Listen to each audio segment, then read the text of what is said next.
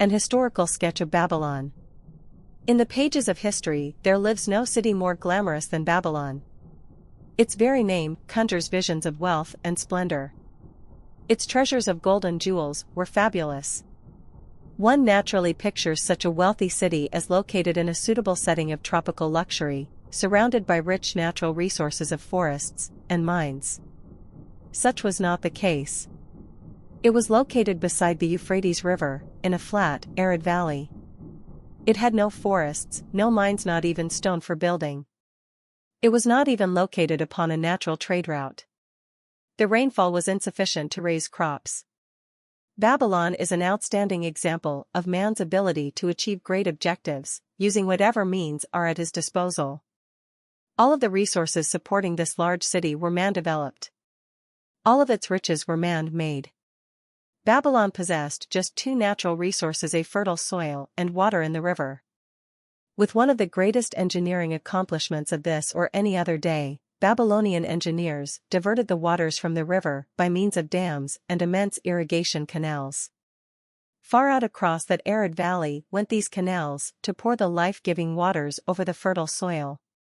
This ranks among the first engineering feats known to history. Such abundant crops as were the reward of this irrigation system the world had never seen before. Fortunately, during its long existence, Babylon was ruled by successive lines of kings to whom conquest and plunder were but incidental. While it engaged in many wars, most of these were local or defensive against ambitious conquerors from other countries who coveted the fabulous treasures of Babylon. The outstanding rulers of Babylon live in history because of their wisdom, enterprise, and justice. Babylon produced no strutting monarchs who sought to conquer the known world that all nations might pay homage to their egotism. As a city, Babylon exists no more. When those energizing human forces that built and maintained the city for thousands of years were withdrawn, it soon became a deserted ruin. The site of the city is in Asia, about 600 miles east of the Suez Canal, just north of the Persian Gulf. The latitude is about 30 degrees above the equator, practically the same as that of Yuma, Arizona. It possessed a climate similar to that of this American city, hot and dry. Today, this valley of the Euphrates, once a populous irrigated farming district, is again a windswept arid waste. Scant grass and desert shrubs strive for existence against the windblown sands. Gone are the fertile fields, the mammoth cities, and the long caravans of rich merchandise. Nomadic bands of Arabs, securing a scant living by tending small herds, are the only inhabitants. Such it has been since about the beginning of the Christian era. Dotting this valley are earthen hills. For centuries, they were considered by travelers to be nothing else. The attention of archaeologists were finally attracted to them because of broken pieces of pottery and brick washed down by the occasional rainstorms.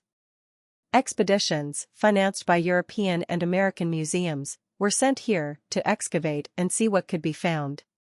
Picks and shovels soon proved these hills to be ancient cities. City graves, they might well be called. Babylon was one of these. Over it, for something like 20 centuries, the winds had scattered the desert dust. Built originally of brick, all exposed walls had disintegrated and gone back to earth once more. Such is Babylon, the wealthy city, today. A heap of dirt, so long abandoned that no living person even knew its name until it was discovered by carefully removing the refuse of centuries from the streets and the fallen wreckage of its noble temples and palaces. Many scientists consider the civilization of Babylon and other cities in this valley to be the oldest of which there is a definite record. Positive dates have been proved reaching back 8,000 years. An interesting fact in this connection is the means used to determine these dates. Uncovered in the ruins of Babylon were descriptions of an eclipse of the sun. Modern astronomers readily computed the time when such an eclipse, visible in Babylon, occurred and thus established a known relationship between their calendar and our own. In this way, we have proved that 8,000 years ago, the Sumerites, who inhabited Babylonia, were living in walled cities. One can only conjecture for how many centuries previous such cities had existed. Their inhabitants were not mere barbarians living within protecting walls. They were an educated and enlightened people. So far as written history goes, they were the first engineers, the first astronomers, the first mathematicians, the first financiers, and the first people to have a written language. Mention has already been made of the irrigation systems, which transformed the arid valley into an agricultural paradise. The remains of these canals can still be traced, although they are mostly filled with accumulated sand. Some of them were of such size that, when empty of water, a dozen horses could be ridden abreast along their bottoms. In size, they compare favorably with the largest canals in Colorado and Utah. In addition to irrigating the valley lands, Babylonian engineers completed another project of similar magnitude. By means of an elaborate drainage system, they reclaimed an immense area of swamp land at the mouths of the Euphrates and Tigris rivers and put this also under cultivation. Herodotus, the Greek traveler and historian, visited Babylon while it was in its prime and has given us the only known description by an outsider. His writings give a graphic description of the city and some of the unusual customs of its people. He mentions the remarkable fertility of the soil and the bountiful harvest of wheat and barley which they produced. The glory of Babylon has faded, but its wisdom has been preserved for us. For this we are indebted to their form of records. In that distant day, the use of paper had not been invented. Instead, they laboriously engraved their writing upon tablets of moist clay. When completed, these were baked and became hard tile. In size, they were about 6 by 8 inches, and an inch in thickness. These clay tablets, as they are commonly called, were used much as we use modern forms of writing. Upon them were engraved legends, poetry, history, transcriptions of royal decrees, the laws of the land, titles to property, promissory notes, and even letters, which were dispatched by messengers to distant cities. From these clay tablets, we are permitted an insight into the intimate, personal affairs of the people.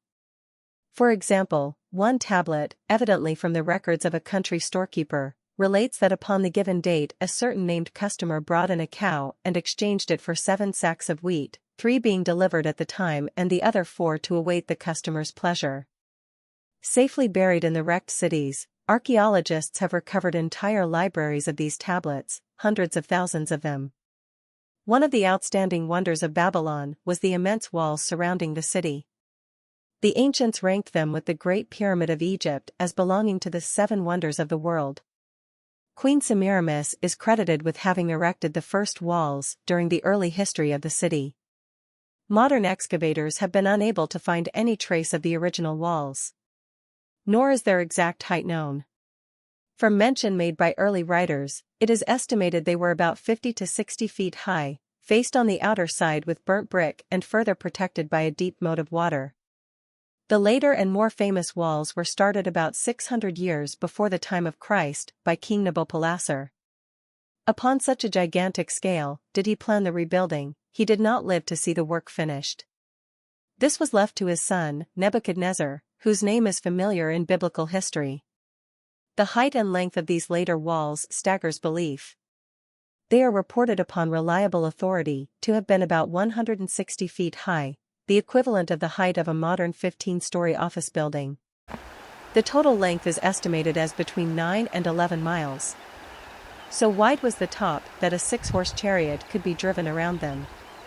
Of this tremendous structure, little now remains except portions of the foundations and the moat. In addition to the ravages of the elements, the Arabs completed the destruction by quarrying the brick for building purposes elsewhere. Against the walls of Babylon marched, in turn, the victorious armies of almost every conqueror of that age of wars of conquest. A host of kings laid siege to Babylon, but always in vain. Invading armies of that day were not to be considered lightly. Historians speak of such units as 10,000 horsemen, 25,000 chariots, 1,200 regiments of foot soldiers with 1,000 men to the regiment. Often, 2 or 3 years of preparation would be required to assemble war materials and depots of food along the proposed line of march. The city of Babylon was organized much like a modern city. There were streets and shops. Peddlers offered their wares through residential districts. Priests officiated in magnificent temples. Within the city was an inner enclosure for the royal palaces. The walls about this were said to have been higher than those about the city. The Babylonians were skilled in the arts. These included sculpture, painting, weaving, gold working, and the manufacture of metal weapons and agricultural implements. Their jewelers created most artistic jewelry. Many samples have been recovered from the graves of its wealthy citizens and are now on exhibition in the leading museums of the world.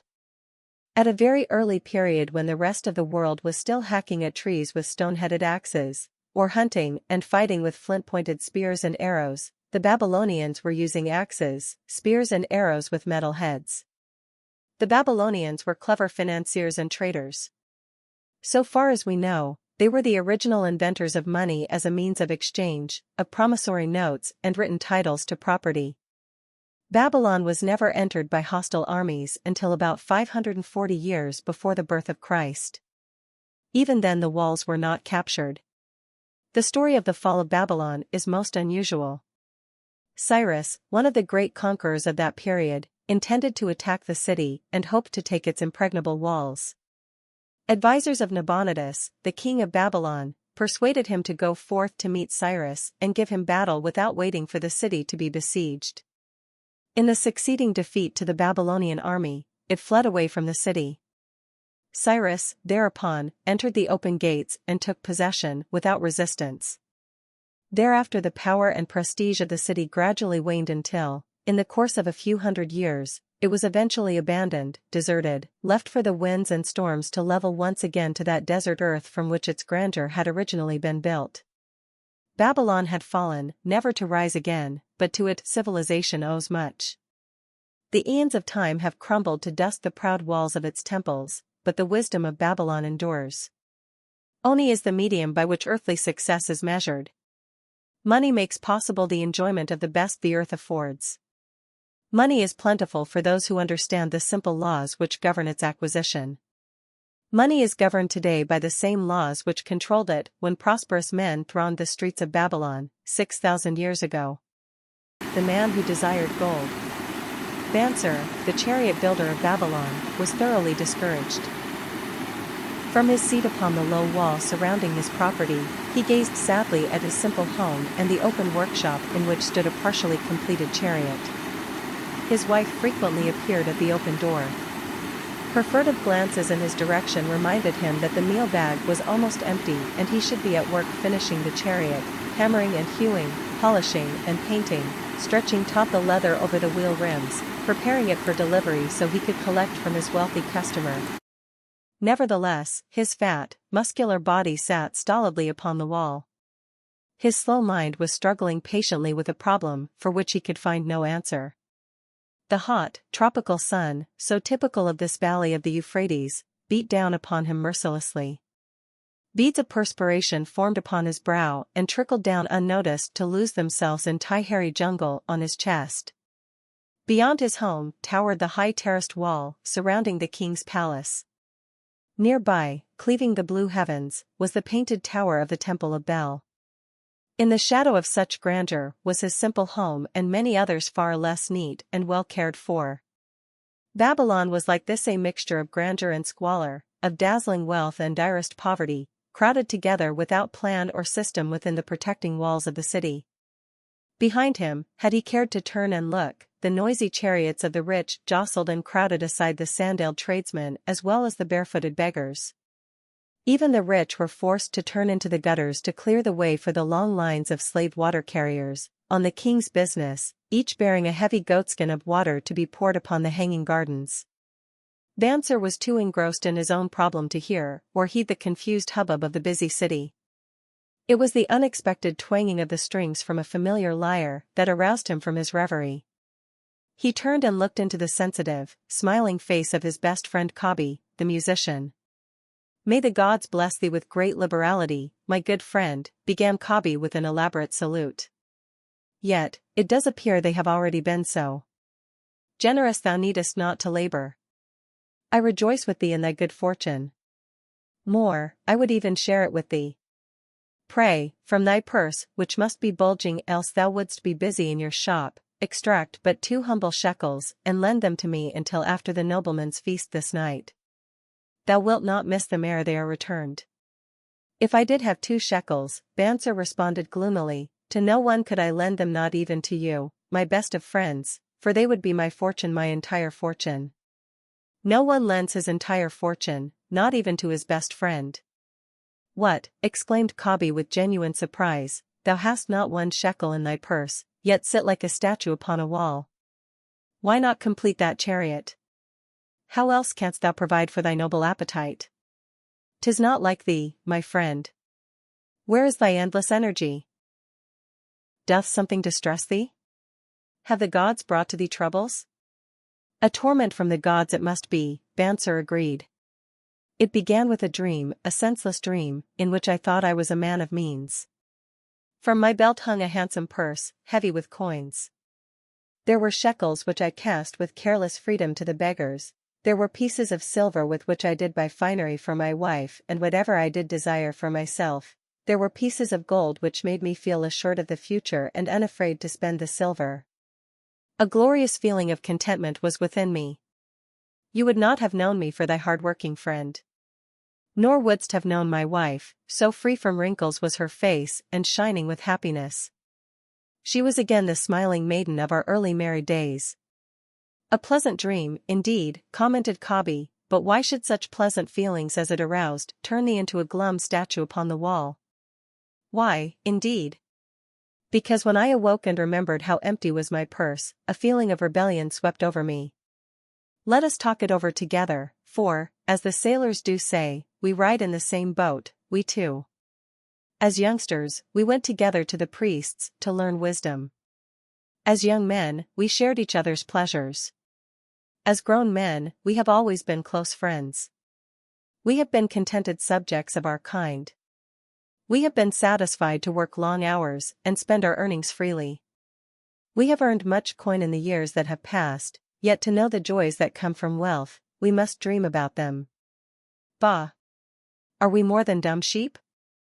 We live in the richest city in all the world. The travelers do say none equals it in wealth. About us is much display of wealth, but of it we ourselves have not. After half a lifetime of hard labor, thou, my best of friends, hast an empty purse and sayest to me, may I borrow such a trifle as 2 shekels until after the nobleman's feast this night? Then, what do I reply?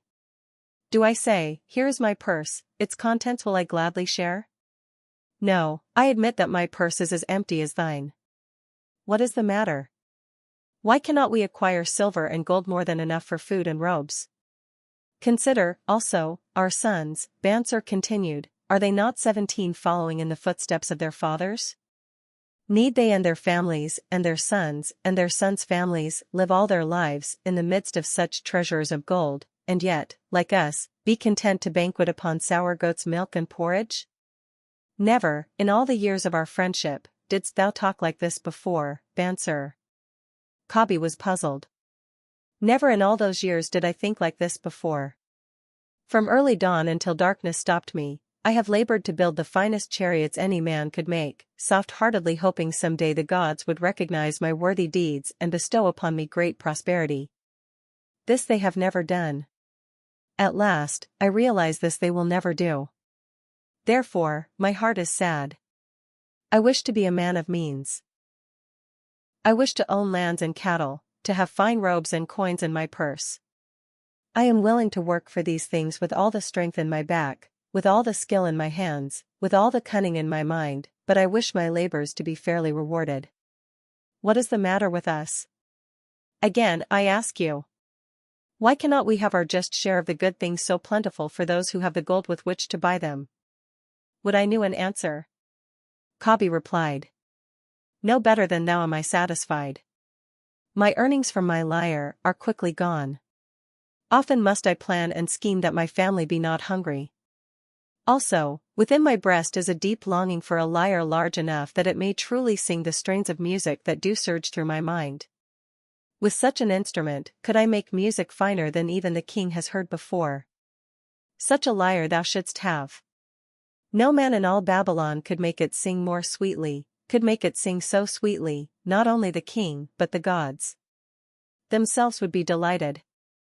But how mayest thou secure it while we both of us are as poor as the king's slaves? Listen to the bell. Here they come. He pointed to the long column of half-naked, sweating water-bearers plodding laboriously up the narrow street from the river. 5 abreast they marched, each bent under a heavy goatskin of water. A fine figure of a man, he who doth lead them. Kabi indicated the wearer of the bell, who marched in front without a load. A prominent man in his own country, 'tis easy to see. There are many good figures in the line, Banser agreed, as good men as we. Tall, blond men from the north, laughing black men from the south, little brown men from the nearer countries. All marching together from the river to the gardens, back and forth, day after day, year after year. Not of happiness to look forward to. Beds of straw upon which to sleep, hard grain porridge to eat. Pity the poor brutes, Kabi. Pity them I do. Yet, thou dost make me see how little better off are we, free men though we call ourselves. That is truth, Kabi, unpleasant thought though it be. We do not wish to go on year after year living slavish lives. Working, getting nowhere. Might we not find out how others acquire gold and do as they do? Kabi inquired. Perhaps there is some secret we might learn if we but sought from those who knew, replied Banser thoughtfully. This very day, suggested Kabi. I did pass our old friend Arkad, riding in his golden chariot. This I will say, he did not look over my humble head as many in his station might consider his right. Instead, he did wave his hand that all onlookers might see him pay greetings and bestow his smile of friendship upon Kabi, the musician. He is claimed to be the richest man in all Babylon, Banser mused. So rich the king is said to seek his golden aid in affairs of the treasury, Kabi replied. So rich, Banser interrupted. I fear if I should meet him in the darkness of the night, I should lay my hands upon his fat wallet. Nonsense, reproved Kabi. A man's wealth is not in the purse he carries. A fat purse quickly empties if there be no golden stream to refill it. Arkad has an income that constantly keeps his purse full, no matter how liberally he spends. Income, that is the thing, ejaculated Banser. I wish an income that will keep flowing into my purse whether I sit upon the wall or travel to far lands. Arkad must know how a man can make an income for himself. Dost suppose it is something he could make clear to a mind as slow as mine? Methinks he did teach his knowledge to his son, no macer, Kabi responded. Did he not go to Nineveh and, so it is told at the inn, become, without aid from his father, one of the richest men in that city? Kabi, thou bringest to me a rare thought. A new light gleamed in Banser's eyes. It costs nothing to ask wise advice from a good friend, and Arkad was always that. Never mind though our purses be as empty as the falcon's nest of a year ago. Let that not detain us. We are weary of being without gold in the midst of plenty. We wish to become men of means. Come, let us go to Arkad and ask how we also may acquire incomes for ourselves. Thou speakest with true inspiration, Banser. Thou bringest to my mind a new understanding. Thou makest me to realize the reason why we have never found any measure of wealth. We never sought it. Thou hast labored patiently to build the staunchest chariots in Babylon. To that purpose was devoted your best endeavors. Therefore at it thou didst succeed. I strove to become a skillful lyre player, and at it I did succeed. In those things toward which we exerted our best endeavors we succeeded. The gods were content to let us continue thus. Now at last we see a light, bright like that from the rising sun. It biddeth us to learn more that we may prosper more. With a new understanding we shall find honorable ways to accomplish our desires. Let us go to Arkad this very day, Banser urged. Also, let us ask other friends of our boyhood days, who have fared no better than ourselves, to join us that they, too, may share in his wisdom. Thou wert ever thus thoughtful of thy friends, Banser. Therefore hast thou many friends. It shall be as thou sayest. We go this day and take them with us. The richest man in Babylon. In old Babylon there once lived a certain very rich man named Arkad. Far and wide he was famed for his great wealth. Also was befamed for his liberality. He was generous in his charities. He was generous with his family. He was liberal in his own expenses. But nevertheless each year his wealth increased more rapidly than he spent it. And there were certain friends of younger days who came to him and said, "You, Arkad, are more fortunate than we. You have become the richest man in all Babylon while we struggle for existence. You can wear the finest garments and you can enjoy the rarest foods, while we must be content if we can clothe our families in raiment that is presentable and feed them as best we can. Yet, once we were equal. We studied under the same master. We played in the same games. And in neither the studies nor the games did you outshine us. And in the years since, you have been no more an honorable citizen than we. Nor have you worked harder or more faithfully, insofar as we can judge. Why, then, should a fickle fate single you out to enjoy all the good things of life and ignore us who are equally deserving?" Thereupon Arkad remonstrated with them, saying, "If you have not acquired more than a bare existence in the years since we were youths, it is because you either have failed to learn the laws that govern the building of wealth, or else you do not observe them. Fickle fate is a vicious goddess who brings no permanent good to anyone. On the contrary, she brings ruin to almost every man upon whom she showers unearned gold. She makes wanton spenders, who soon dissipate all they receive and are left beset by overwhelming appetites and desires they have not the ability to gratify. Yet others whom she favors become misers and hoard their wealth, fearing to spend what they have, knowing they do not possess the ability to replace it. They further are beset by fear of robbers and doom themselves to lives of emptiness and secret misery. Others there probably are, who can take unearned gold and add to it and continue to be happy and contented citizens. But so few are they, I know of them but by hearsay. Think you of the men who have inherited sudden wealth, and see if these things are not so." His friends admitted that of the men they knew who had inherited wealth these words were true, and they besought him to explain to them how he had become possessed of so much prosperity. So he continued, "In my youth I looked about me and saw all the good things there were to bring happiness and contentment, and I realized that wealth increased the potency of all these. Wealth is a power. With wealth many things are possible. One may ornament the home with the richest of furnishings. One may sail the distant seas. One may feast on the delicacies of far lands. One may buy the ornaments of the gold worker and the stone polisher. One may even build mighty temples for the gods. One may do all these things and many others in which there is delight for the senses and gratification for the soul. And, when I realized all this, I decided to myself that I would claim my share of the good things of life. I would not be one of those who stand afar off, enviously watching others enjoy. I would not be content to clothe myself in the cheapest raiment that looked respectable. I would not be satisfied with the lot of a poor man. On the contrary, I would make myself a guest at this banquet of good things. Being, as you know, the son of a humble merchant, one of a large family with no hope of an inheritance, and not being endowed, as you have so frankly said, with superior powers or wisdom, I decided that if I was to achieve what I desired, time and study would be required. As for time, all men have it in abundance. You, each of you, have let slip by sufficient time to have made yourselves wealthy.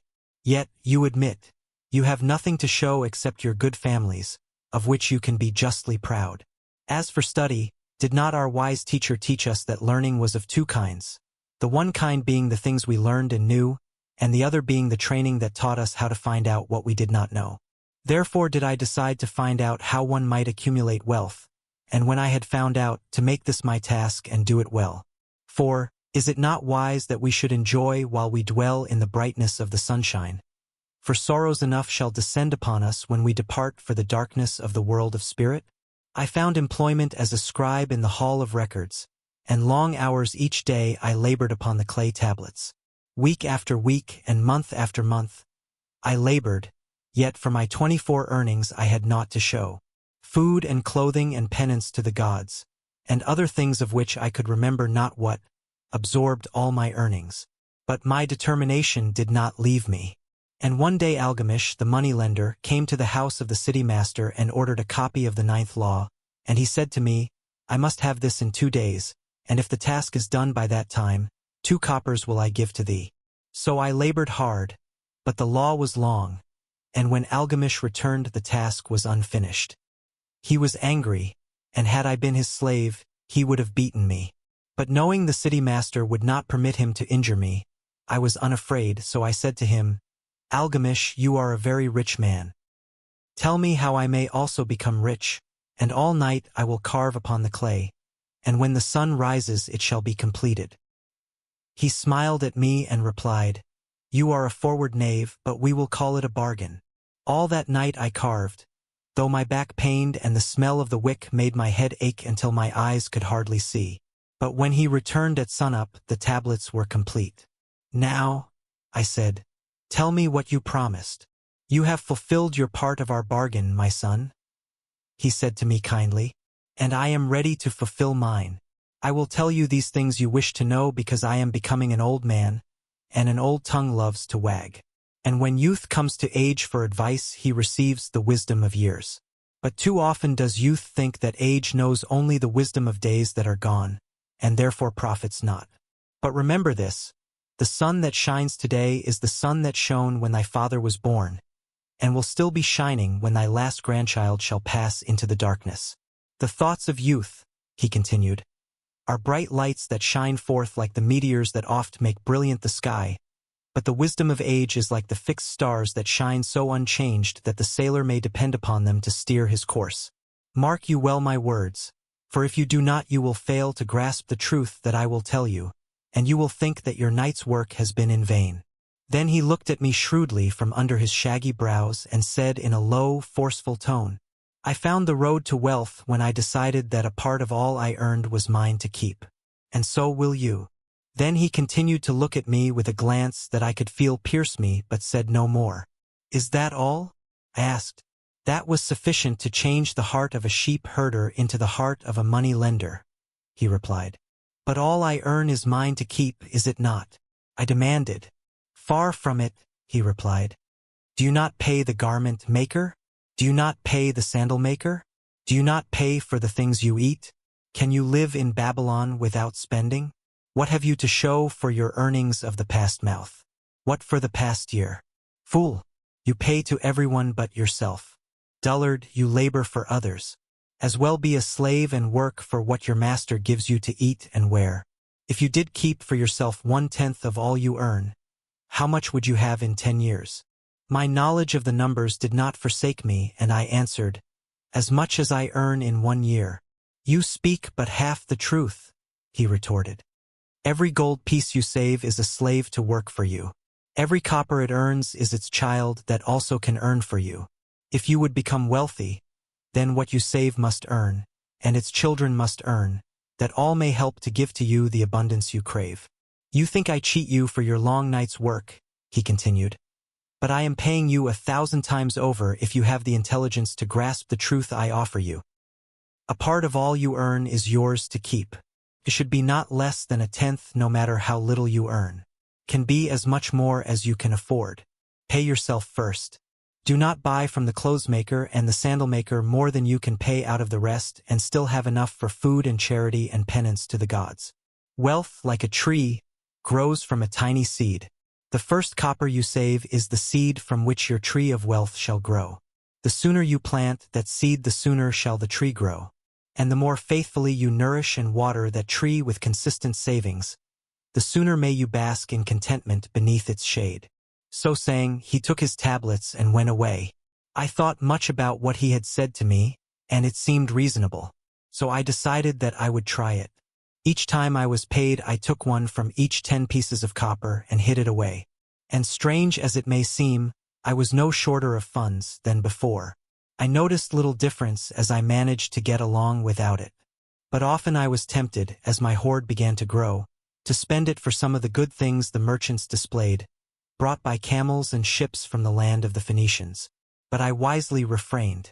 A 12th month after Algamish had gone, he again returned and said to me, Son, have you paid to yourself not less than 1/10 of all you have earned for the past year? I answered proudly, Yes, master, I have. That is good, he answered, beaming upon me. And what have you done with it? Have given it to Asmer, the brick-maker, who told me he was traveling over the far seas, and in Tyre he would buy for me the rare jewels of the Phoenicians. When he returns we shall sell these at high prices and divide the earnings. Every fool must learn, he growled. But why trust the knowledge of a brick maker about jewels? Would you go to the bread maker to inquire about the stars? No, by my tunic, you would go to the astrologer if you had power to think. Your savings are gone, youth, you have jerked your wealth tree up by the roots. But plant another. Try again. And next time, if you would have advice about jewels, go to the jewel merchant. If you would know the truth about sheep, go to the herdsman. Advice is one thing that is freely given away, but watch that you take only what is worth having. He who takes advice about his savings from one who is inexperienced in such matters shall pay with his savings for proving the falsity of their opinions. Saying this, he went away. And it was as he said. For the Phoenicians are scoundrels and sold to Asmur worthless bits of glass that looked like gems. But as Algamish had bid me, I again saved each 10th copper, for I now had formed the habit and it was no longer difficult. Again, 12 months later, Algamish came to the room of the scribes and addressed me. What progress have you made since last I saw you? I have paid myself faithfully, I replied, and my savings I have entrusted to Adger the shield maker, to buy bronze, and each 4th month he does pay me the rental. That is good. And what do you do with the rental? I do have a great feast with honey and fine wine and spiced cake. Also I have bought me a scarlet tunic. And some day I shall buy me a young ass upon which to ride. To which Algamish laughed. You do eat the children of your savings. Then how do you expect them to work for you? And how can they have children that will also work for you? First get thee an army of golden slaves, and then many a rich banquet may you enjoy without regret. So saying he again went away. Nor did I again see him for 2 years, when he once more returned and his face was full of deep lines and his eyes drooped, for he was becoming a very old man. And he said to me, Arkad, hast thou yet achieved the wealth thou dreamed of? And I answered, Not yet all that I desire, but some I have and it earns more, and its earnings earn more. And do you still take the advice of brick makers? About brick making they give good advice, I retorted. Arkad, he continued, you have learned your lessons well. You first learned to live upon less than you could earn. Next you learned to seek advice from those who were competent through their own experiences to give it. And lastly, you have learned to make gold work for you. You have taught yourself how to acquire money, how to keep it, and how to use it. Therefore, you are competent for a responsible position. I am becoming an old man. My sons think only of spending and give no thought to earning. My interests are great and I fear too much for me to look after. If you will go to Nippur and look after my lands there, I shall make you my partner and you shall share in my estate. So I went to Nippur and took charge of his holdings, which were large. And because I was full of ambition and because I had mastered the 3 laws of successfully handling wealth, I was enabled to increase greatly the value of his properties. So I prospered much, and when the spirit of Algamish departed for the sphere of darkness, I did share in his estate as he had arranged under the law. So spake Arkad, and when he had finished his tale, one of his friends said, You were indeed fortunate that Algamish made of you an heir. Fortunate only in that I had the desire to prosper before I first met him. For 4 years did I not prove my definiteness of purpose by keeping 1/10 of all earned? Would you call a fisherman lucky who for years so studied the habits of the fish that with each changing wind he could cast his nets about them? Opportunity is a haughty goddess who wastes no time with those who are unprepared. You had strong willpower to keep on after you lost your first year's savings. You are unusual in that way, spoke up another. Willpower, retorted Arkad. What nonsense. Do you think willpower gives a man the strength to lift a burden the camel cannot carry, or to draw a load the oxen cannot budge? Willpower is but the unflinching purpose to carry a task you set for yourself to fulfillment. If I set for myself a task, be it ever so trifling, I shall see it through. How else shall I have confidence in myself to do important things? Should I say to myself, for 100 days as I walk across the bridge into the city, I will pick from the road a pebble and cast it into the stream. I would do it. If on the 7th day I passed by without remembering, I would not say to myself, tomorrow I will cast 2 pebbles which will do as well. Instead, I would retrace my steps and cast the pebble. Nor on the 20th day would I say to myself, Arkad, this is useless. What does it avail you to cast a pebble every day? Throw in a handful and be done with it. No, I would not say that nor do it. When I set a task for myself, I complete it. Therefore, I am careful not to start difficult and impractical tasks, because I love leisure. And then another friend spoke up and said, if what you tell is true, and it does seem as you have said, reasonable, then being so simple, if all men did it, there would not be enough wealth to go around. Wealth grows wherever men exert energy, Arkad replied. If a rich man builds him a new palace, is the gold he pays out gone? No, the brickmaker has part of it, and the laborer has part of it, and the artist has part of it. And everyone who labors upon the house has part of it, yet when the palace is completed, is it not worth all it cost? And is the ground upon which it stands not worth more because it is there? And is the ground that adjoins it not worth more because it is there? Wealth grows in magic ways. No man can prophesy the limit of it. Have not the Phoenicians built great cities on barren coasts with the wealth that comes from their ships of commerce on the seas? What then do you advise us to do that we also may become rich? Asked still another of his friends. The years have passed, and we are no longer young men, and we have nothing put by. Advise that you take the wisdom of Algamish and say to yourselves, a part of all I earn is mine to keep.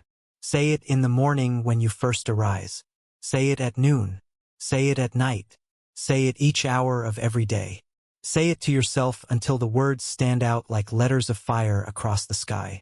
Impress yourself with the idea. Fill yourself with the thought. Then take whatever portion seems wise. Let it be not less than 1/10 and lay it by. Arrange your other expenditures to do this if necessary. But lay by that portion first. Soon you will realize what a rich feeling it is to own a treasure upon which you alone have claim. As it grows, it will stimulate you. A new joy of life will thrill you. Greater efforts will come to you to earn more. For of your increased earnings, will not the same percentage be also yours to keep? Then learn to make your treasure work for you. Make it your slave. Make its children and its children's children work for you. Ensure an income for thy future. Look thou at the aged and forget not that in the days to come thou also will be numbered among them. Therefore invest thy treasure with greatest caution that it be not lost. Usurious rates of return are deceitful sirens that sing but to lure the unwary upon the rocks of loss and remorse.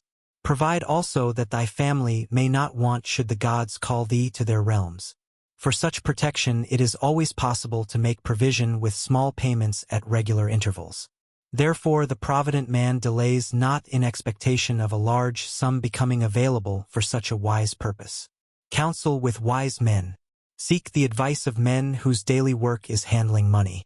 Let them save you from such an error as I myself made in entrusting my money to the judgment of Asmur, the brickmaker.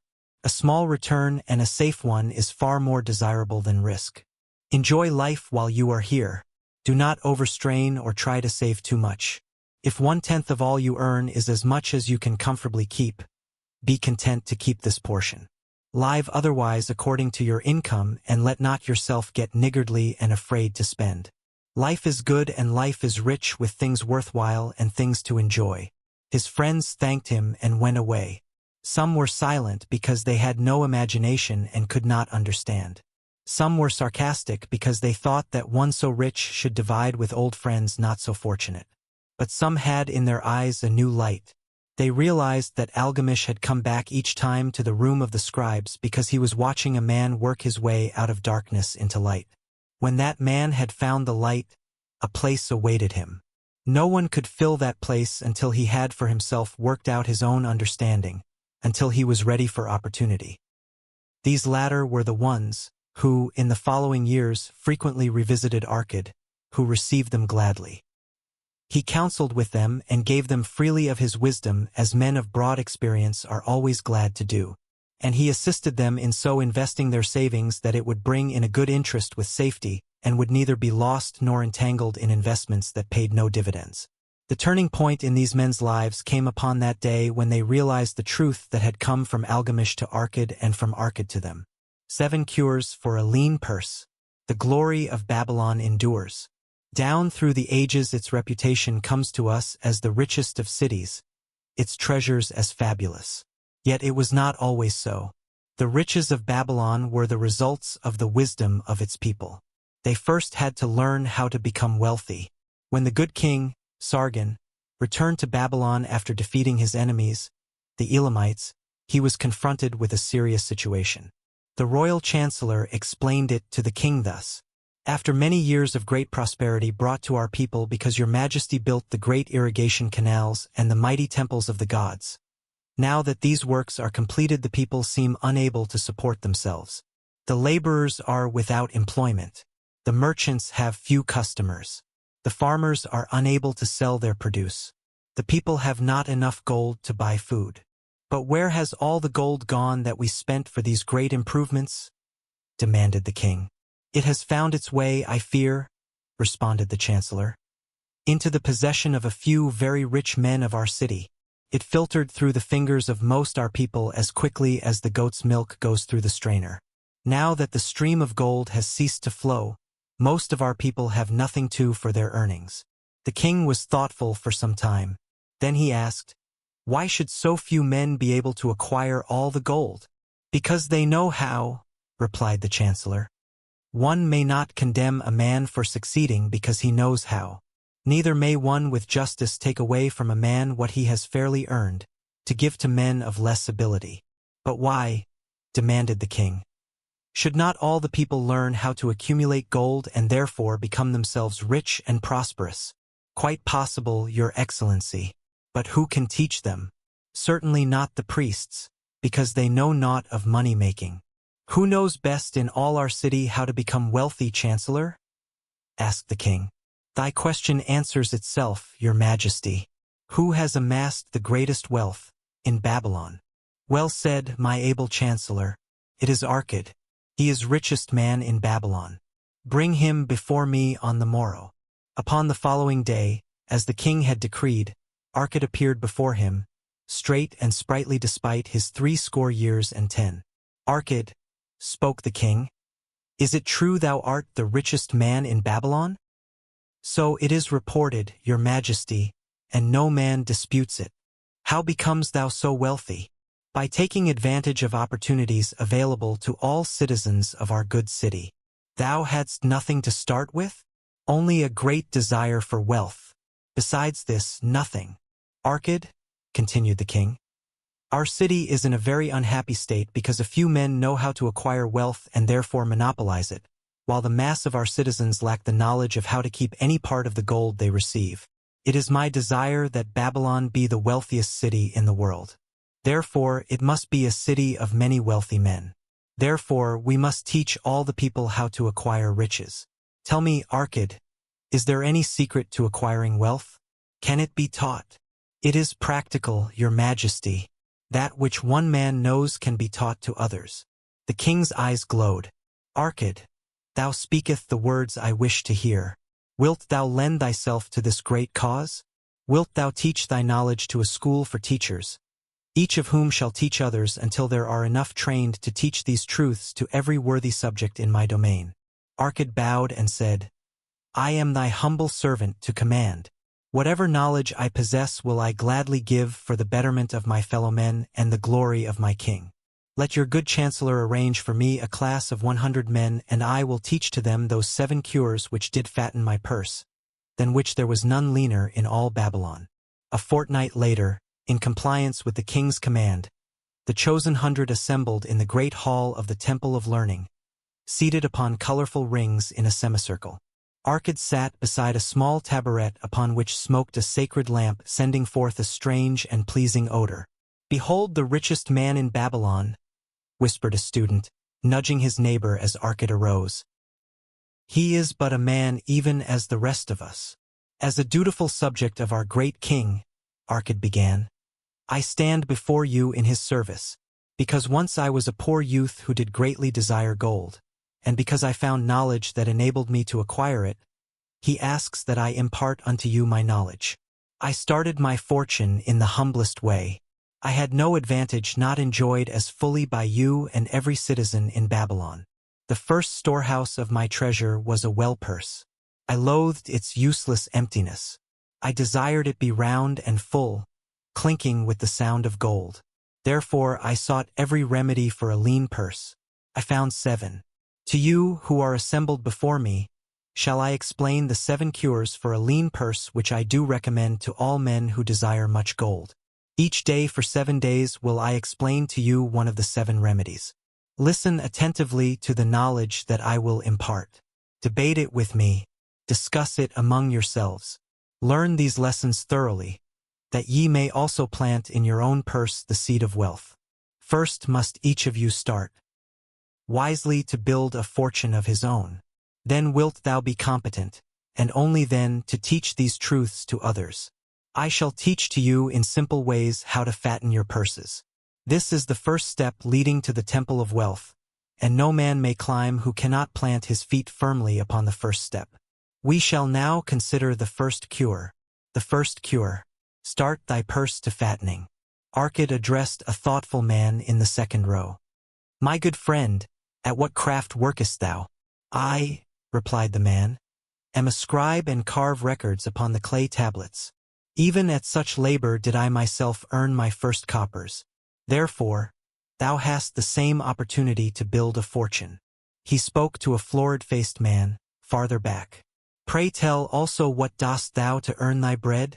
I, responded this man, am a meat butcher. I do buy the goats the farmers raise and kill them and sell the meat to the housewives and the hides to the sandal makers. Because thou dost also labor and earn, thou hast every advantage to succeed that I did possess. In this way did Arcad proceed to find out how each man labored to earn his living. When he had done questioning them, he said, Now, my students, ye can see that there are many trades and labors at which men may earn coins. Each of the ways of earning is a stream of gold from which the worker doth divert by his labors a portion to his own purse. Therefore into the purse of each of you flows a stream of coins large or small according to his ability. Is it not so? Thereupon they agreed that it was so. Then, continued Arcad, if each of you desireth to build for himself a fortune, is it not wise to start by utilizing that source of wealth which he already has established? To this they agreed. Then Arcad turned to a humble man who had declared himself an egg merchant. If thou select one of thy baskets and put into it each morning 10 eggs and take out from it each evening 9 eggs, what will eventually happen? It will become in time overflowing. Why? Because each day I put in 1 more egg than I take out. Arcad turned to the class with a smile. Does any man here have a lean purse? First they looked amused. Then they laughed. Lastly they waved their purses in jest. All right, he continued. Now I shall tell thee the first remedy I learned to cure a lean purse. Do exactly as I have suggested to the egg merchant. For every 10 coins thou placest within thy purse take out for use but 9. Thy purse will start to fatten at once, and its increasing weight will feel good in thy hand and bring satisfaction to thy soul. Deride not what I say because of its simplicity. Truth is always simple. I told thee I would tell how built my fortune. This was my beginning. I, too, carried a lean purse and cursed it because there was naught within to satisfy my desires. But when I began to take out from my purse but 9 parts of 10 I put in, it began to fatten. So will thine. Now I will tell a strange truth, the reason for which I know not. When I ceased to pay out more than 9/10 of my earnings, I managed to get along just as well. I was not shorter than before. Also, ere long, did coins come to me more easily than before. Surely it is a law of the gods that unto him who keepeth and spendeth not a certain part of all his earnings, shall gold come more easily. Likewise, him whose purse is empty does gold avoid. Which desirest thou the most? Is it the gratification of thy desires of each day, a jewel, a bit of finery, better raiment, more food, things quickly gone and forgotten? Or is it substantial belongings, gold, lands, herds, merchandise, income-bringing investments? The coins thou takest from thy purse bring the first.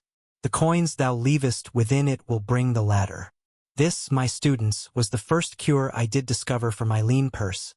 For each 10 coins I put in, to spend but 9. Debate this amongst yourselves. If any man proves it untrue, tell me upon the morrow when we shall meet again. The second cure. Control thy expenditures. Some of your members, my students, have asked me this. How can a man keep 1/10 of all he earns in his purse when all the coins he earns are not enough for his necessary expenses? So did Arcad address his students upon the second day. Yesterday, how many of thee carried lean purses? All of us, answered the class. Yet thou do not all earn the same. Some earn much more than others. Some have much larger families to support. Yet all purses were equally lean. Now I will tell thee an unusual truth about men and sons of men. It is this, that what each of us calls our necessary expenses will always grow to equal our incomes unless we protest to the contrary. Confuse not the necessary expenses with thy desires. Each of you, together with your good families, have more desires than your earnings can gratify. Therefore are thy earnings spent to gratify these desires insofar as they will go. Still thou retainest many ungratified desires. All men are burdened with more desires than they can gratify. Because of my wealth thinkest thou I may gratify every desire? 'Tis a false idea. There are limits to my time. There are limits to my strength. There are limits to the distance I may travel. There are limits to what I may eat. There are limits to the zest with which I may enjoy. I say to you that just as weeds grow in a field wherever the farmer leaves space for their roots, even so freely do desires grow in men whenever there is a possibility of their being gratified. Thy desires are a multitude, and those that thou mayest gratify are but few. Study thoughtfully thy accustomed habits of living. Herein may be most often found certain accepted expenses that may wisely be reduced or eliminated. Let thy motto be 100% of appreciated value demanded for each coin spent. Therefore, engrave upon the clay each thing for which thou desireth to spend. Select those that are necessary and others that are possible through the expenditure of 9/10 of thy income. Cross out the rest and consider them but a part of that great multitude of desires that must go unsatisfied and regret them not. Budget then thy necessary expenses. Touch not the 1/10 that is fattening thy purse. Let this be thy great desire that is being fulfilled. Keep working with thy budget. Keep adjusting it to help thee. Make it thy first assistant in defending thy fattening purse. Hereupon one of the students, wearing a robe of red and gold, arose and said, I am a free man. I believe that it is my right to enjoy the good things of life. Therefore do I rebel against the slavery of a budget which determines just how much I may spend and for what.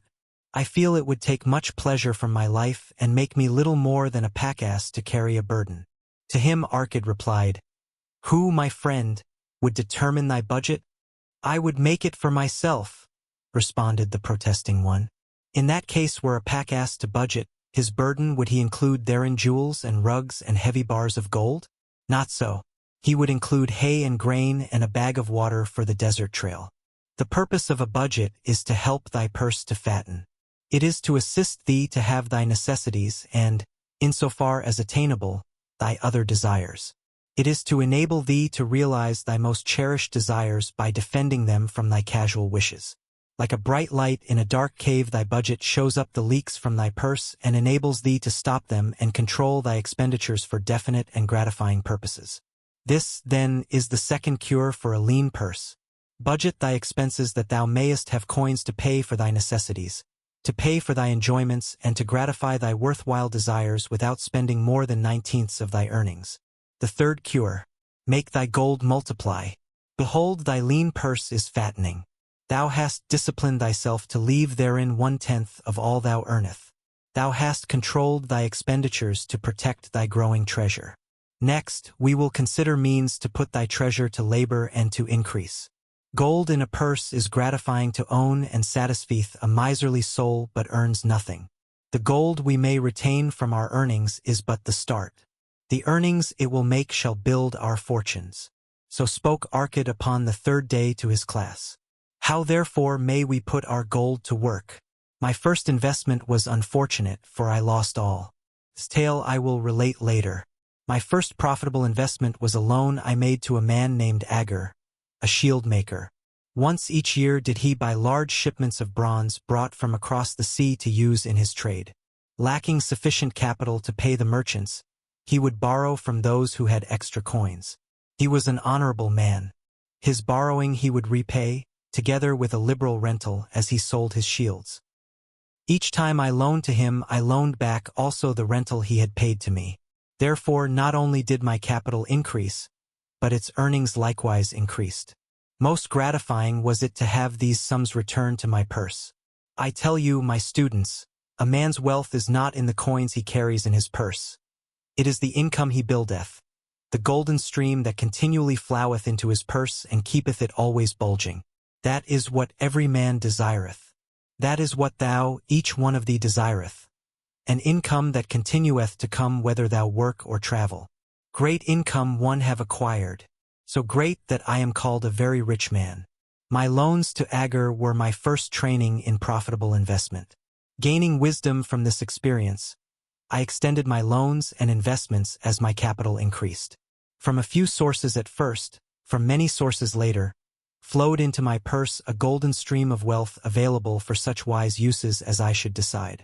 Behold, from my humble earnings I had begotten a horde of golden slaves, each laboring and earning more gold.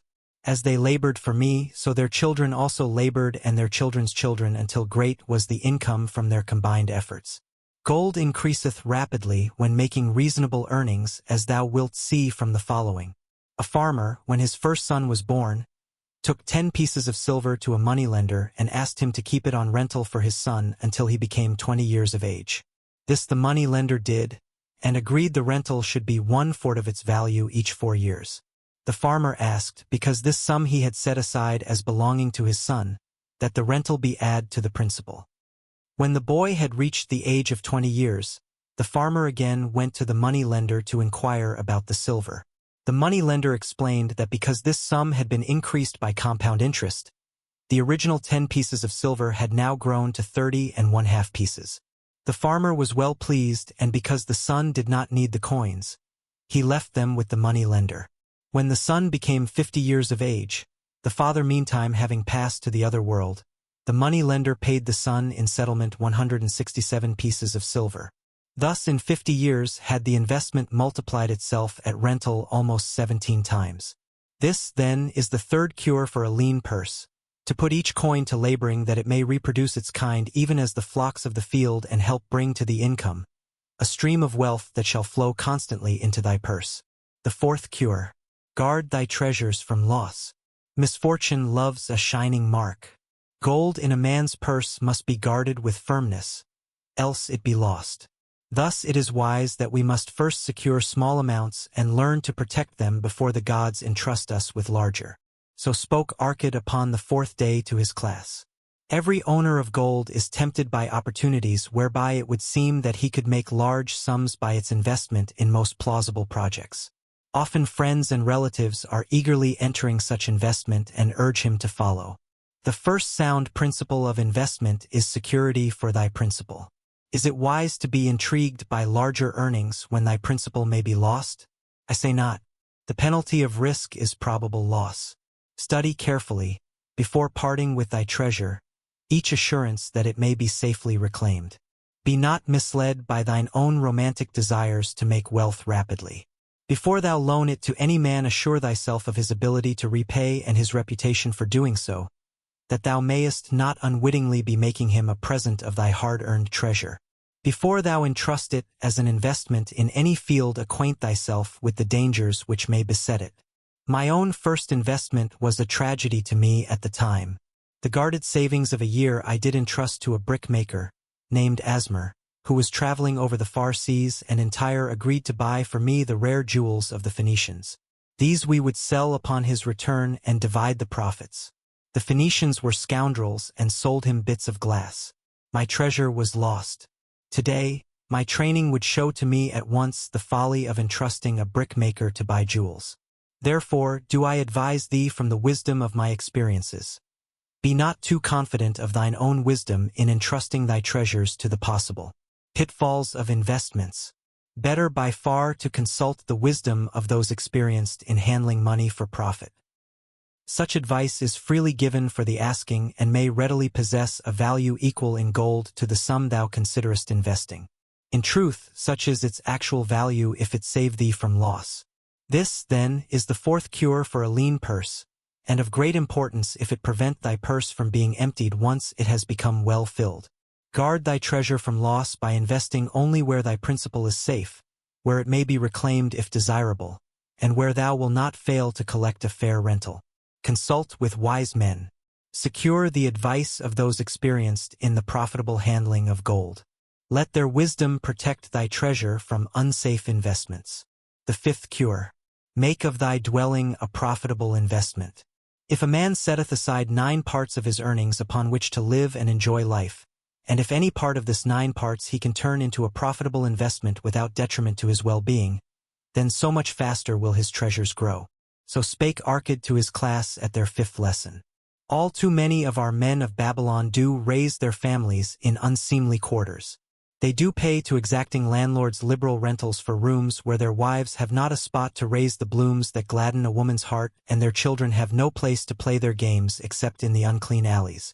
No man's family can fully enjoy life unless they do have a plot of ground wherein children can play in the clean earth, and where the wife may raise not only blossoms but good rich herbs to feed her family.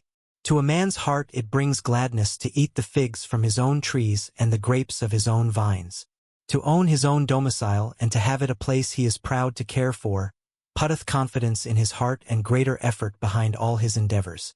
Therefore do I recommend that every man own the roof that sheltereth him and his. Nor is it beyond the ability of any well-intentioned man to own his home.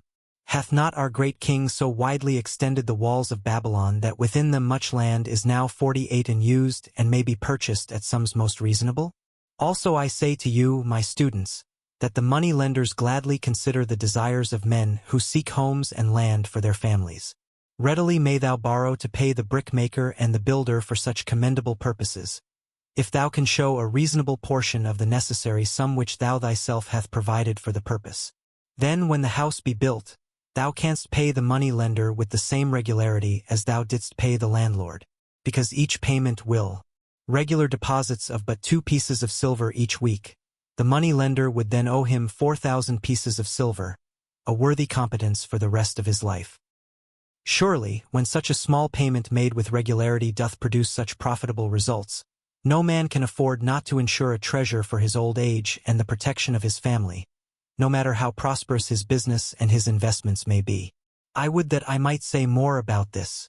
In my mind rests a belief that someday wise-thinking men will devise a plan to insure against death whereby many men pay in but a trifling sum regularly, the aggregate making a handsome sum for the family of each member who passeth to the beyond. This do I see as something desirable and which I could highly recommend. But today it is not possible because it must reach beyond the life of any man or any partnership to operate. It must be as stable as the king's throne. Some day do I feel that such a plan shall come to pass and be a great blessing to many men, because even the first small payment will make available a snug fortune for the family of a member should he pass on. But because we live in our own day and not in the days which are to come, must we take advantage of those means and ways of accomplishing our purposes.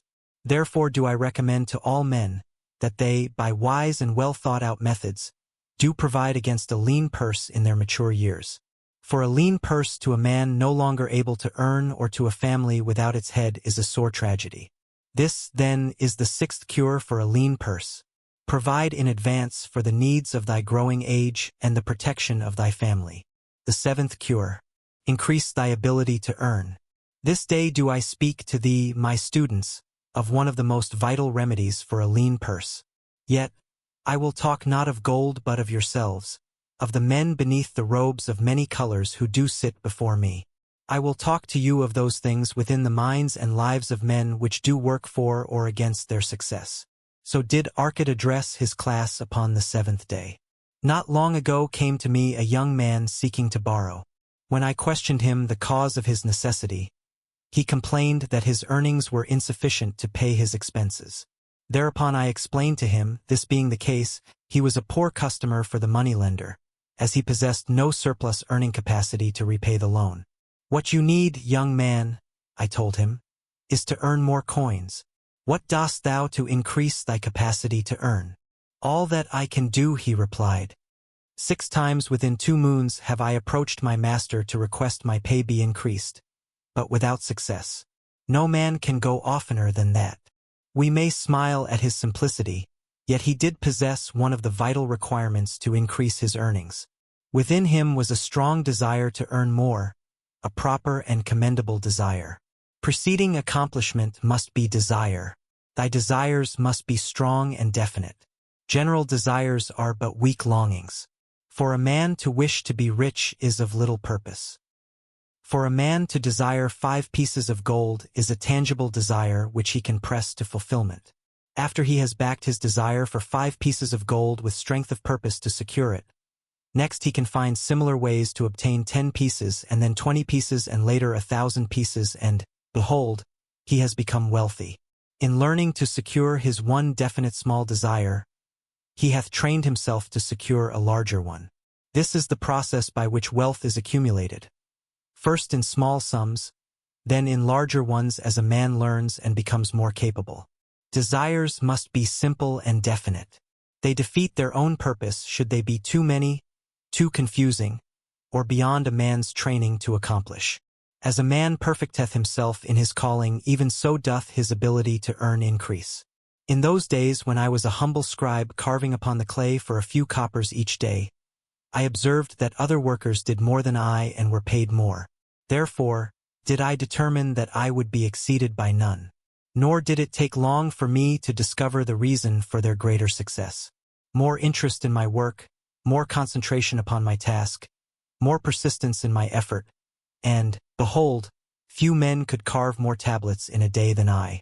With reasonable promptness my increased skill was rewarded, nor was it necessary for me to go 6 times to my master to request recognition. The more of wisdom we know, the more we may earn. That man who seeks to learn more of his craft shall be richly rewarded. If he is an artisan, he may seek to learn the methods and the tools of those most skillful in the same line. If he laboreth at the law or at healing, he may consult and exchange knowledge with others of his calling. If he be a merchant, he may continually seek better goods that can be purchased at lower prices. Always do the affairs of man change and improve because keen-minded men seek greater skill that they may better serve those upon whose patronage they depend. Therefore, I urge all men to be in the front rank of progress and not to stand still, lest they be left behind. Many things come to make a man's life rich with gainful experiences. Such things as the following a man must do if he respect himself. He must pay his debts with all the promptness within his power, not purchasing that for which he is unable to pay. He must take care of his family that they may think and speak well of him. He must make a will of record that, in case the gods call him, proper and honorable division of his property be accomplished. He must have compassion upon those who are injured and smitten by misfortune and aid them within reasonable limits. He must do deeds of thoughtfulness to those dear to him. Thus the 7th and last remedy for a lean purse is to cultivate thy own powers, to study and become wiser, to become more skillful, to so act as to respect thyself. Thereby shalt thou acquire confidence in thyself to achieve thy carefully considered desires. These then are the 7 cures for a lean purse, which, out of the experience of a long and successful life, I do urge for all men who desire wealth. There is more gold in Babylon, my students, than thou dreamest of. There is abundance for all. Go thou forth and practice these truths that thou mayest prosper and grow wealthy, as is thy right. Go thou forth and teach these truths that every honorable subject of his majesty may also share liberally in the ample wealth of our beloved city. Meet the goddess of good luck. If a man be lucky, there is no foretelling the possible extent of his good fortune. Pitch him into the Euphrates, and like as not he will swim out with a pearl in his hand. Babylonian proverb. The desire to be lucky is universal. It was just as strong in the breasts of men 4,000 years ago in ancient Babylon as it is in the hearts of men today. We all hope to be favored by the whimsical goddess of good luck. Is there some way we can meet her and attract, not only her favorable attention, but her generous favors? Is there a way to attract good luck? That is just what the men of ancient Babylon wished to know. It is exactly what they decided to find out. They were shrewd men and keen thinkers. That explains why their city became the richest and most powerful city of their time. In that distant past they had no schools or colleges. Nevertheless, they had a center of learning, and a very practical one it was. Among the towered buildings in Babylon was one that ranked in importance with the palace of the king, the hanging gardens, and the temples of the gods. You will find scant mention of it in the history books, more likely no mention at all, yet it exerted a powerful influence upon the thought of that time. This building was the temple of learning, where the wisdom of the past was expounded by voluntary teachers, and where subjects of popular interest were discussed in open forums. Within its walls all men met as equals. The humblest of slaves could dispute with impunity the opinions of a prince of the royal house. Among the many who frequented the temple of learning was a wise rich man named Archid, called the richest man in Babylon. He had his own special hall where almost any evening a large group of men, some old, some very young, but mostly middle-aged, gathered to discuss and argue interesting subjects. Suppose we listen in to see whether they knew how to attract good luck. The sun had just set like a great red ball of fire shining through the haze of desert dust when Archid strolled to his accustomed platform. Already full 80 men were awaiting his arrival, reclining on their small rugs spread upon the floor. More were still arriving. "What shall we discuss this night?" Archid inquired. After a brief hesitation, a tall cloth weaver addressed him, arising as was the custom. "I have a subject I would like to hear discussed, yet hesitate to offer lest it seem ridiculous to you, Archid, and my good friends here." Upon being urged to offer it, both by Archid and by calls from the others, he continued, "This day I have been lucky, for I have found a purse in which there are pieces of gold. To continue to be lucky is my great desire.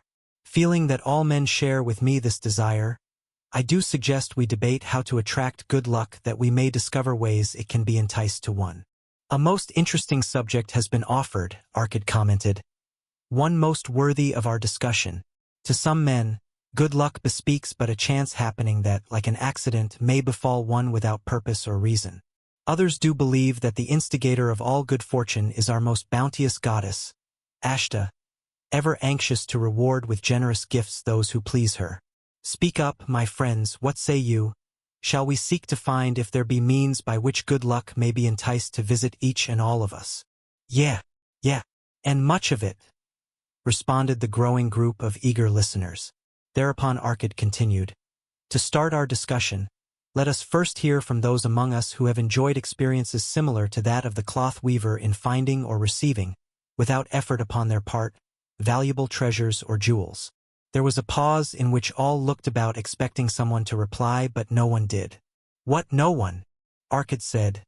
"Then rare indeed must be this kind of good luck. Who now will offer a suggestion as to where we shall continue our search?" "That I will do," spoke a well-robed young man, arising. "When a man speaketh of luck, is it not natural that his thoughts turn to the gaming tables? Is it not there we find many men courting the favor of the goddess in hope she will bless them with rich winnings?" As he resumed his seat, a voice called, "Do not stop. Continue thy story. Tell us, didst thou find favor with the goddess at the gaming tables? Did she turn the cubes with red side up, so thou filled thy purse at the dealer's expense, or did she permit the blue sides to come up so the dealer raked in thy hard-earned pieces of silver?" The young man joined the good-natured laughter, then replied, "I am not averse to admitting she seemed not to know I was even there. But how about the rest of you? Have you found her waiting about such places to roll the cubes in your favor? We are eager to hear as well as to learn." "A wise start," broke in Archid. "We meet here to consider all sides of each question. To ignore the gaming table would be to overlook an instinct common to most men, the love of taking a chance with a small amount of silver in the hope of winning much gold." "That doth remind me of the races but yesterday," called out another listener. "If the goddess frequents the gaming tables, certainly she doth not overlook the races where the gilded chariots and the foaming horses offer far more excitement. Tell us honestly, Archid, didst she whisper to you to place your bet upon those gray horses from Nineveh yesterday?" "I was standing just behind thee and could scarce believe my ears when I heard thee place thy bet upon the grays. Thou knowest as well as any of us that no team in all Assyria can beat our beloved bays in a fair race. Didst the goddess whisper in thy ear to bet upon the greys because at the last turn the inside black would stumble, and so interfere with our bays that the greys would win the race and score an unearned victory? Arkad smiled indulgently at the banter. What reason have we to feel the good goddess would take that much interest in any man's bet upon a horse race? To me she is a goddess of love and dignity whose pleasure it is to aid those who are in need and to reward those who are deserving. I look to find her, not at the gaming tables or the races where men lose more gold than they win, but in other places where the doings of men are more worthwhile and more worthy of reward. In tilling the soil, in honest trading, in all of man's occupations, there is opportunity to make a profit upon his efforts and his transactions. Perhaps not all the time will he be rewarded, because sometimes his judgment may be faulty and other times the winds and the weather may defeat his efforts. Yet, if he persists, he may usually expect to realize his profit. This is so because the chances of profit are always in his favor. But, when a man playeth the games, the situation is reversed, for the chances of profit are always against him and always in favor of the gamekeeper. The game is so arranged that it will always favor the keeper. It is his business at which he plans to make a liberal profit for himself from the coins bet by the players. Few players realize how certain are the gamekeeper's profits and how uncertain are their own chances to win. For example, let us consider wagers placed upon the cube. Each time it is cast we bet which side will be uppermost. If it be the red side, the game master pays to us 4 times our bet. But if any other of the 5 sides come uppermost, we lose our bet. Thus the figures show that for each cast we have 5 chances to lose, but because the red pays 4 for 1, we have 4 chances to win. In a night's play, the game master can expect to keep for his profit 1/5 of all the coins wagered. Can a man expect to win more than occasionally against odds so arranged that he should lose 1/5 of all his bets? Yet some men do win large sums at times, volunteered one of the listeners. Quite so they do, Arkad continued. Realizing this, the question comes to me whether money secured in such ways brings permanent value to those who are thus lucky. Among my acquaintances are many of the successful men of Babylon, yet among them I am unable to name a single one who started his success from such a source.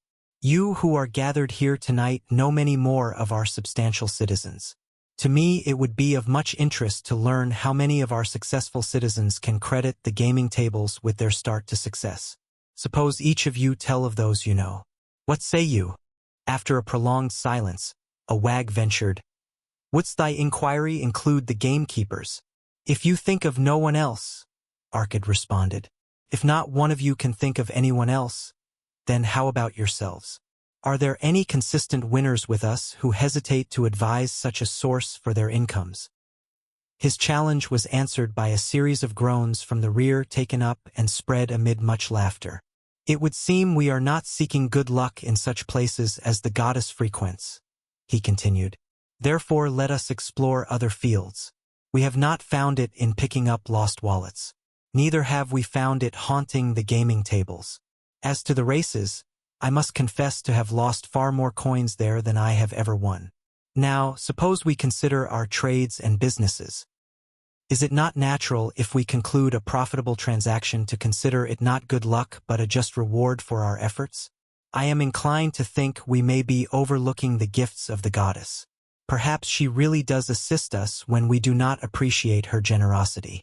Who can suggest further discussion? Thereupon an elderly merchant arose, smoothing his genteel white robe. With thy permission, most honorable Arkad and my friends, I offer a suggestion.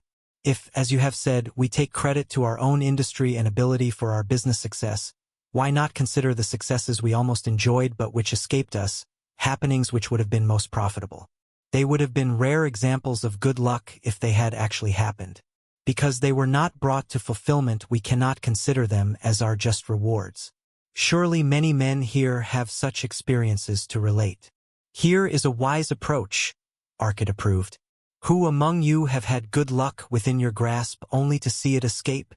Many hands were raised, among them that of the merchant. Arkad motioned to him to speak. As you suggested this approach, we should like to hear first from you.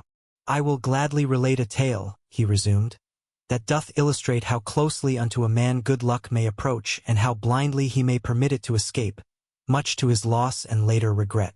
Many years ago, when I was a young man, just married and well started to earning, my father did come one day and urge most strongly that I enter in an investment. The son of one of his good friends had taken notice of a barren tract of land not far beyond the outer walls of our city. It lay high above the canal where no water could reach it. The son of my father's friend devised a plan to purchase this land, build 3 large water wheels that could be operated by oxen and thereby raise the life-giving waters to the fertile soil. This accomplished, he planned to divide into small tracts and sell to the residents of the city for herb patches. The son of my father's friend did not possess sufficient gold to complete such an undertaking. Like myself, he was a young man earning a fair sum. His father, like mine, was a man of large family and small means. He, therefore, decided to interest a group of men to enter the enterprise with him. The group was to comprise 12, each of whom must be a money earner and agree to pay 1/10 of his earnings into the enterprise until the land was made ready for sale. All would then share justly in the profits in proportion to their investment. Thou, my son, bespoke my father unto me, art now in thy young manhood. It is my deep desire that thou begin the building of a valuable estate for myself, that thou mayest become respected among men. I desire to see thou profit from a knowledge of the thoughtless mistakes of thy father. This do I most ardently desire, my father, I replied. Then this do I advise. Do what I should have done at thy age. From thy earnings keep out 1/10 to put into favorable investments. With this 1/10 of thy earnings and what it will also earn, thou canst, before thou art my age, accumulate for thyself a valuable estate. Thy words are words of wisdom, my father. Greatly do I desire riches. Yet there are many uses to which my earnings are called. Therefore do I hesitate to do as thou dost advise. I am young. There is plenty of time. So I thought at thy age. Yet behold, many years have passed and I have not yet made the beginning. We live in a different age, my father. I shall avoid thy mistakes. Opportunity stands before thee, my son. It is offering a chance that may lead to wealth. I beg of thee, do not delay. Go upon the morrow to the son of my friend and bargain with him to pay 10% of thy earnings into this investment. Go promptly upon the morrow. Opportunity waits for no man. Today it is here. Soon it is gone. Therefore, delay not. In spite of the advice of my father, I did hesitate. There were beautiful new robes just brought by the tradesmen from the east, robes of such richness and beauty, my good wife and I felt we must each possess one. Should I agree to pay 1/10 of my earnings into the enterprise, we must deprive ourselves of these and other pleasures we dearly desired. I delayed making a decision until it was too late, much to my subsequent regret. The enterprise did prove to be more profitable than any man had prophesied. This is my tale, showing how I did permit good luck to escape. In this tale we see how good luck waits to come to that man who accepts opportunity, commented a swarthy man of the desert. To the building of an estate there must always be the beginning. That start may be a few pieces of gold or silver which a man diverts from his earnings to his first investment. I myself am the owner of many herds. The start of my herds I did begin when I was a mere boy and did purchase with 1 piece of silver a young calf. This, being the beginning of my wealth, was of great importance to me. To take his first start to building an estate is as good luck as can come to any man. With all men, that first step, which changes them from men who earn from their own labor to men who draw dividends from the earnings of their gold, is important. Some, fortunately, take it when young and thereby outstrip in financial success those who do take it later, or those unfortunate men, like the father of this merchant, who never take it. Had our friend, the merchant, taken this step in his early manhood when this opportunity came to him, this day he would be blessed with much more of this world's goods. Should the good luck of our friend, the cloth weaver, cause him to take such a step at this time, it will indeed be but the beginning of much greater good fortune. Thank you. I like to speak also. A stranger from another country arose. I am a Syrian. Not so well do I speak your tongue. I wish to call this friend, the merchant, a name. Maybe you think it not polite, this name. Yet I wish to call him that. But, alas, I not know your word for it. If I do call it in Syrian, you will not understand. Therefore, please some good gentlemen, tell me that right name you call man who puts off doing those things that mighty good for him. Procrastinator, called a voice. That's him, shouted the Syrian, waving his hands excitedly. He accepts not opportunity when she comes. He waits. He says I have much business right now. By and by I talk to you. Opportunity. She will not wait for such slow fellow. She thinks if a man desires to be lucky he will step quick. Any man not step quick when opportunity comes. He big procrastinator like our friend, this merchant. The merchant arose and bowed good-naturedly in response to the laughter. My admiration to thee, stranger within our gates, who hesitates not to speak the truth. And now let us hear another tale of opportunity. Who has for us another experience? Demanded Arkad. I have, responded a red-robed man of middle age. I am a buyer of animals, mostly camels and horses. Sometimes I do also buy the sheep and goats. The tale I am about to relate will tell truthfully how opportunity came one night when I did least expect it. Perhaps for this reason I did let it escape. Of this you shall be the judge. Returning to the city one evening after a disheartening 10 days' journey in search of camels, I was much angered to find the gates of the city closed and locked.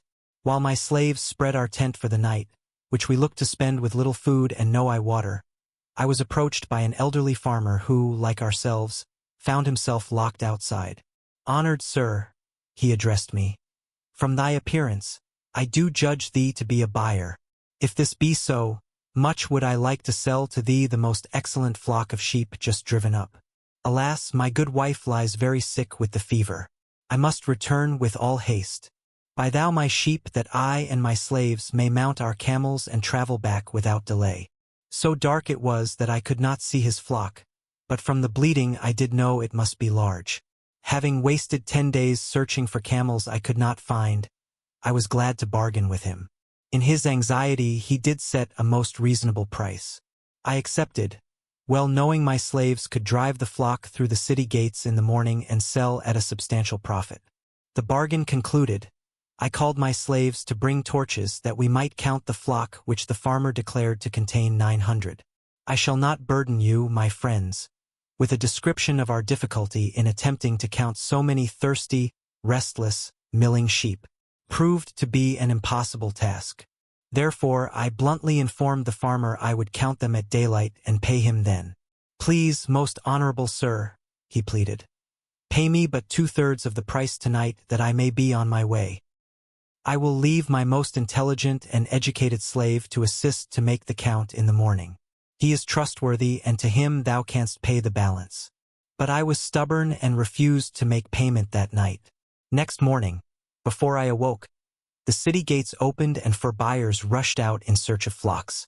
They were most eager and willing to pay high prices because the city was threatened with siege, and food was not plentiful.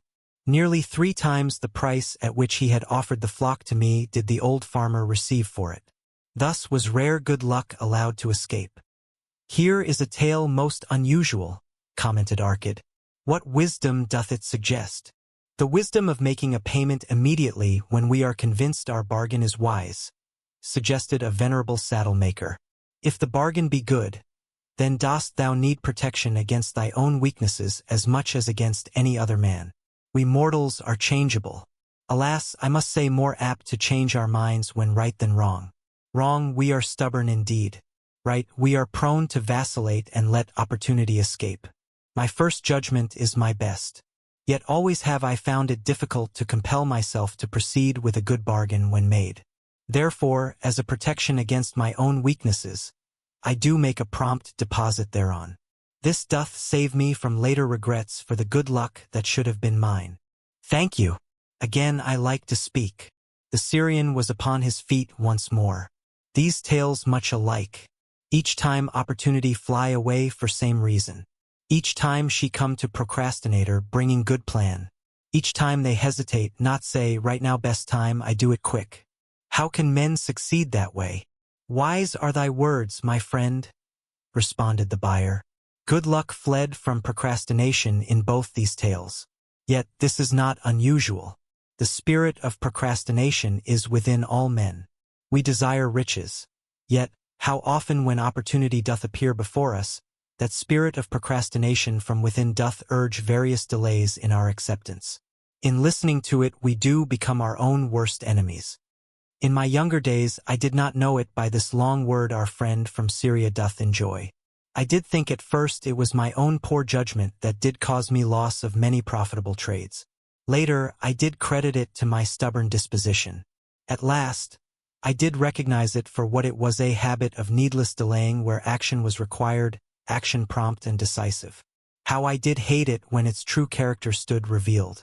With the bitterness of a wild ass hitched to a chariot, I did break loose from this enemy to my success. Thank you. I like ask question from Mr. Merchant. The Syrian was speaking. You wear fine robes, not like those of poor man. You speak like successful man. Tell us, do you listen now when procrastination whispers in your ear? Like our friend the buyer, I also had to recognize and conquer procrastination, responded the merchant. To me, it proved to be an enemy, ever watching and waiting to thwart my accomplishments. The tale I did relate is but one of many similar instances I could tell to show how it drove away my opportunities. 'Tis not difficult to conquer once understood. No man willingly permits the thief to rob his bins of grain. Nor does any man willingly permit an enemy to drive away his customers and rob him of his profits. When once I did recognize that such acts as these my enemy was committing, with determination I conquered him. So must every man master his own spirit of procrastination before he can expect to share in the rich treasures of Babylon. What sayest, Arcad? Because thou art the richest man in Babylon. Many do proclaim thee to be the luckiest. Dost agree with me that no man can arrive at a full measure of success until he hath completely crushed the spirit of procrastination within him? It is even as thou sayest, Arcad admitted.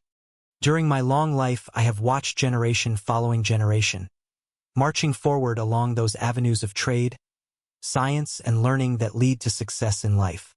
Opportunities came to all these men. Some grasped theirs and moved steadily to the gratification of their deepest desires, but the majority hesitated, faltered and fell behind. Arcad turned to the cloth weaver. Thou didst suggest that we debate good luck. Let us hear what thou now thinkest upon the subject. I do see good luck in a different light. I had thought of it as something most desirable that might happen to a man without effort upon his part. Now, I do realize such happenings are not the sort of thing one may attract to himself. From our discussion have I learned that to attract good luck to oneself, it is necessary to take advantage of opportunities. Therefore, in the future, I shall endeavor to make the best of such opportunities as do come to me. Thou hast well grasped the truths brought forth in our discussion, Arcad replied. Good luck, we do find, often follows opportunity but seldom comes otherwise. Our merchant friend would have found great good luck had he accepted the opportunity the good goddess did present to him. Our friend the buyer, likewise, would have enjoyed good luck had he completed the purchase of the flock and sold at such a handsome profit. We did pursue this discussion to find a means by which good luck could be enticed to us. I feel that we have found the way. Both the tales did illustrate how good luck follows opportunity. Herein lies a truth that many similar tales of good luck, won or lost, could not change. The truth is this: good luck can be enticed by accepting opportunity. Those eager to grasp opportunities for their betterment do attract the interest of the good goddess. She is ever anxious to aid those who please her. Men of action please her best. Action will lead thee forward to the successes thou dost desire. Men of action are favored by the goddess of good luck. The 5 laws of gold.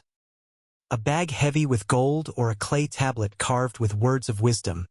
If thou hadst thy choice, which wouldst thou choose? By the flickering light from the fire of desert shrubs, the sun-tanned faces of the listeners gleamed with interest. The gold, chorused the 27. Old Calabab smiled knowingly. Hark, he resumed, raising his hand. Hear the wild dogs out there in the night. They howl and wail because they are lean with hunger. Yet feed them, and what do they? Fight and strut. Then fight and strut some more, giving no thought to the morrow that will surely come. Just so it is with the sons of men. Give them a choice of gold and wisdom. What do? Ignore the wisdom and waste the gold. On the morrow they wail because they have no more gold.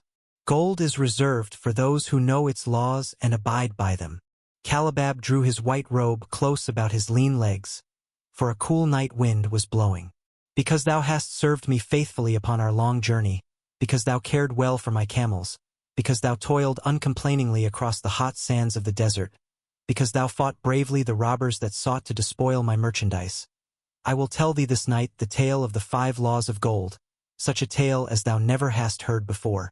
Hark ye with deep attention to the words I speak, for if you grasp their meaning and heed them, in the days that come thou shalt have much gold. He paused impressively. Above in a canopy of blue, the stars shone brightly in the crystal-clear skies of Babylonia. Behind the group loomed their faded tents tightly staked against possible desert storms. Beside the tents were neatly stacked bales of merchandise covered with skins. Nearby the camel herd sprawled in the sand, some chewing their cuds contentedly, others snoring in hoarse discord. Thou hast told us many good tales, Calabab, spoke up the chief packer. We look to thy wisdom to guide us upon the morrow when our service with thee shall be at an end.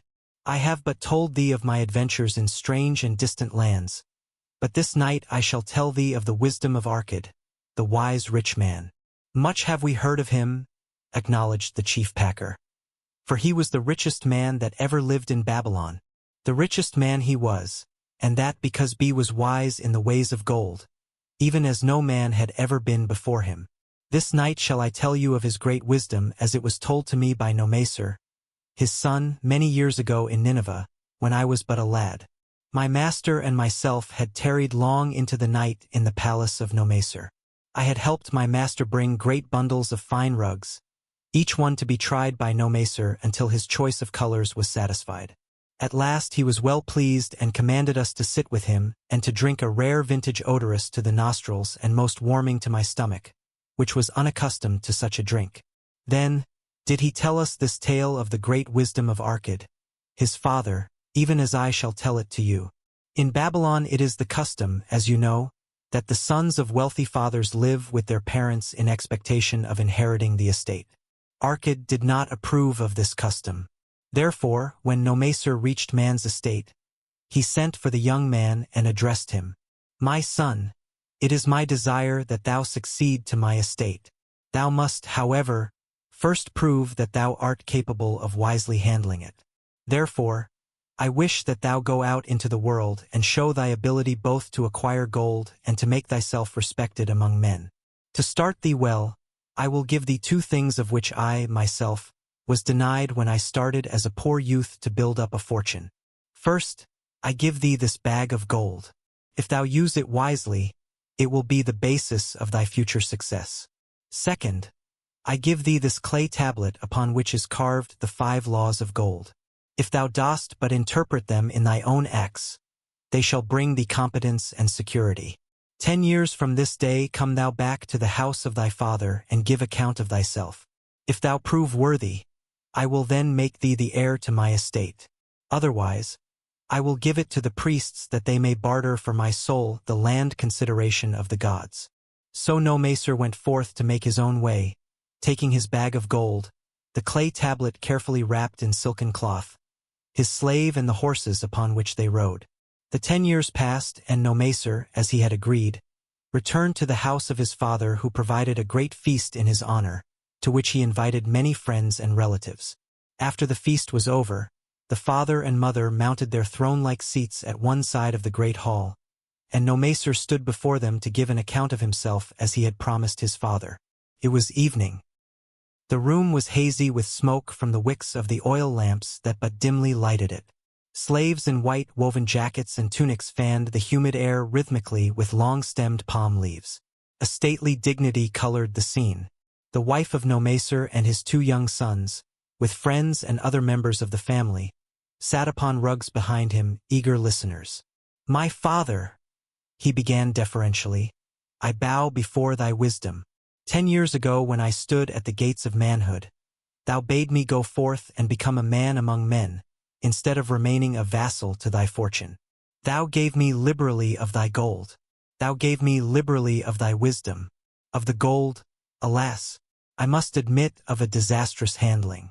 It fled, indeed, from my inexperienced hands even as a wild hare flees at the first opportunity from the youth who captures it.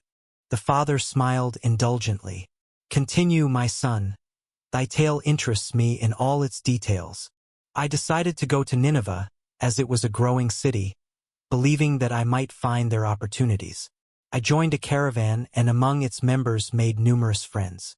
Two well-spoken men who had a most beautiful white horse as fleet as the wind were among these.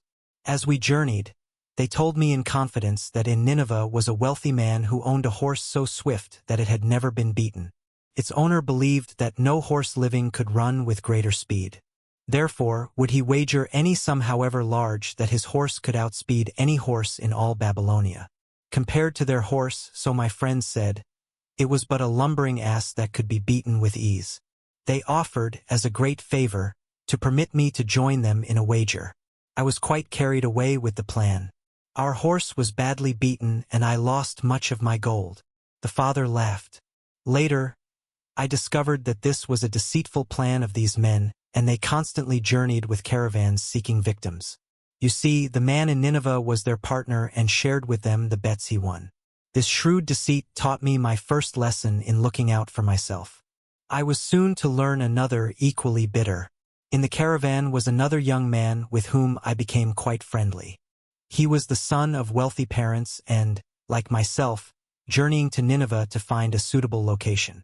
Not long after our arrival, he told me that a merchant had died and his shop with its rich merchandise and patronage could be secured at a paltry price, saying that we would be equal partners but first he must return to Babylon to secure his gold. He prevailed upon me to purchase the stock with my gold, agreeing that his would be used later to carry on our venture. He long delayed the trip to Babylon, proving in the meantime to be an unwise buyer and a foolish spender. I finally put him out, but not before the business had deteriorated to where we had only unsaleable goods and no gold to buy other goods. I sacrificed what was left to an Israelite for a pitiful sum.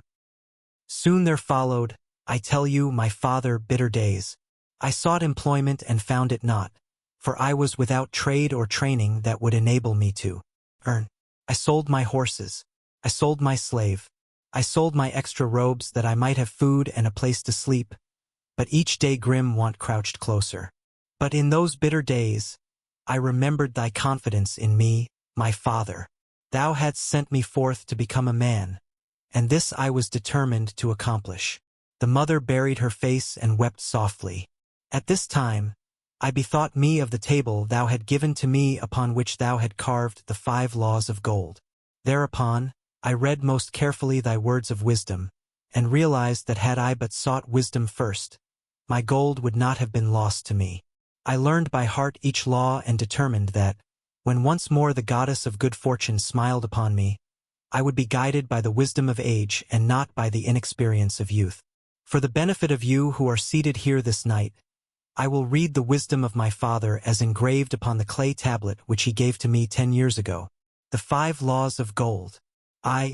Gold cometh gladly and in increasing quantity to any man who will put by not less than 1/10 of his earnings to create an estate for his future and that of his family. 2. Gold laboureth diligently and contentedly for the wise owner who finds for it profitable employment, multiplying even as the flocks of the field. 3.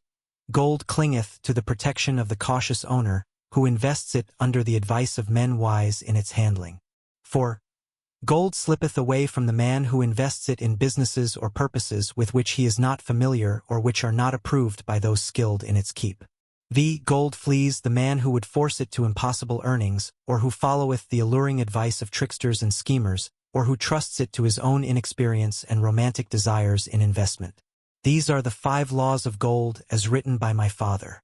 I do proclaim them as of greater value than gold itself, as I will show by the continuance of my tale. He again faced his father. I have told thee of the depth of poverty and despair to which my inexperience brought me. However, there is no chain of disasters that will not come to an end. Mine came when I secured employment managing a crew of slaves working upon the new outer wall of the city. Profiting from my knowledge of the first law of gold, I saved a copper from my first earnings, adding to it at every opportunity until I had a piece of silver. It was a slow procedure, for one must live. I did spend grudgingly, I admit, because I was determined to earn back before the 10 years were over as much gold as you, my father, had given to me. One day the slave master, with whom I had become quite friendly, said to me, "Thou art a thrifty youth who spends not wantonly what he earns. Hast thou gold put by that is not earning?" "Yes," I replied. "It is my greatest desire to accumulate gold to replace that which my father gave to me and which I have lost. 'Tis a worthy ambition, I will grant. And do you know that the gold which you have saved can work for you and earn much more gold? Alas! My experience has been bitter, for my father's gold has fled from me, and I am in much fear lest my own do the same. If thou hast confidence in me, I will give thee a lesson in the profitable handling of gold," he replied.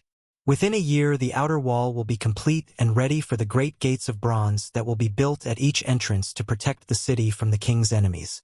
In all Nineveh there is not enough metal to make these gates, and the king has not thought to provide it. Here is my plan. A group of us will pool our gold and send a caravan to the mines of copper and tin, which are distant, and bring to Nineveh the metal for the gates. When the king says, 'Make the great gates,' we alone can supply the metal, and a rich price he will pay. If the king will not buy from us, we will yet have the metal which can be sold for a fair price." In his offer I recognized an opportunity to abide by the third law and invest my savings under the guidance of wise men. Nor was I disappointed. Our pool was a success, and my small store of gold was greatly increased by the transaction. In due time I was accepted as a member of this same group in other ventures. They were men wise in the profitable handling of gold. They talked over each plan presented with great care before entering upon it. They would take no chance on losing their principal or tying it up in unprofitable investments from which their gold could not be recovered. Such foolish things as the horse race and the partnership into which I had entered with my inexperience would have had scant consideration with them. They would have immediately pointed out their weaknesses. Through my association with these men, I learned to safely invest gold to bring profitable returns. As the years went on, my treasure increased more and more rapidly. I not only made back as much as I lost, but much more. Through my misfortunes, my trials, and my success, I have tested time and again the wisdom of the 5 laws of gold, my father, and have proven them true in every test. To him who is without knowledge of the 5 laws, gold comes not often, and goeth away quickly. But to him who abide by the 5 laws, gold comes and works as his dutiful slave. Nomacer ceased speaking and motioned to a slave in the back of the room. The slave brought forward, one at a time, 3 heavy leather bags. One of these Nomacer took and placed upon the floor before his father, addressing him again. "Thou didst give to me a bag of gold, Babylon gold. Behold in its place, I do return to thee a bag of Nineveh gold of equal weight and equal exchange, as all will agree. Thou didst give to me a clay tablet inscribed with wisdom. Behold, in its stead, I do return 2 bags of gold." So saying, he took from the slave the other 2 bags and, likewise, placed them upon the floor before his father.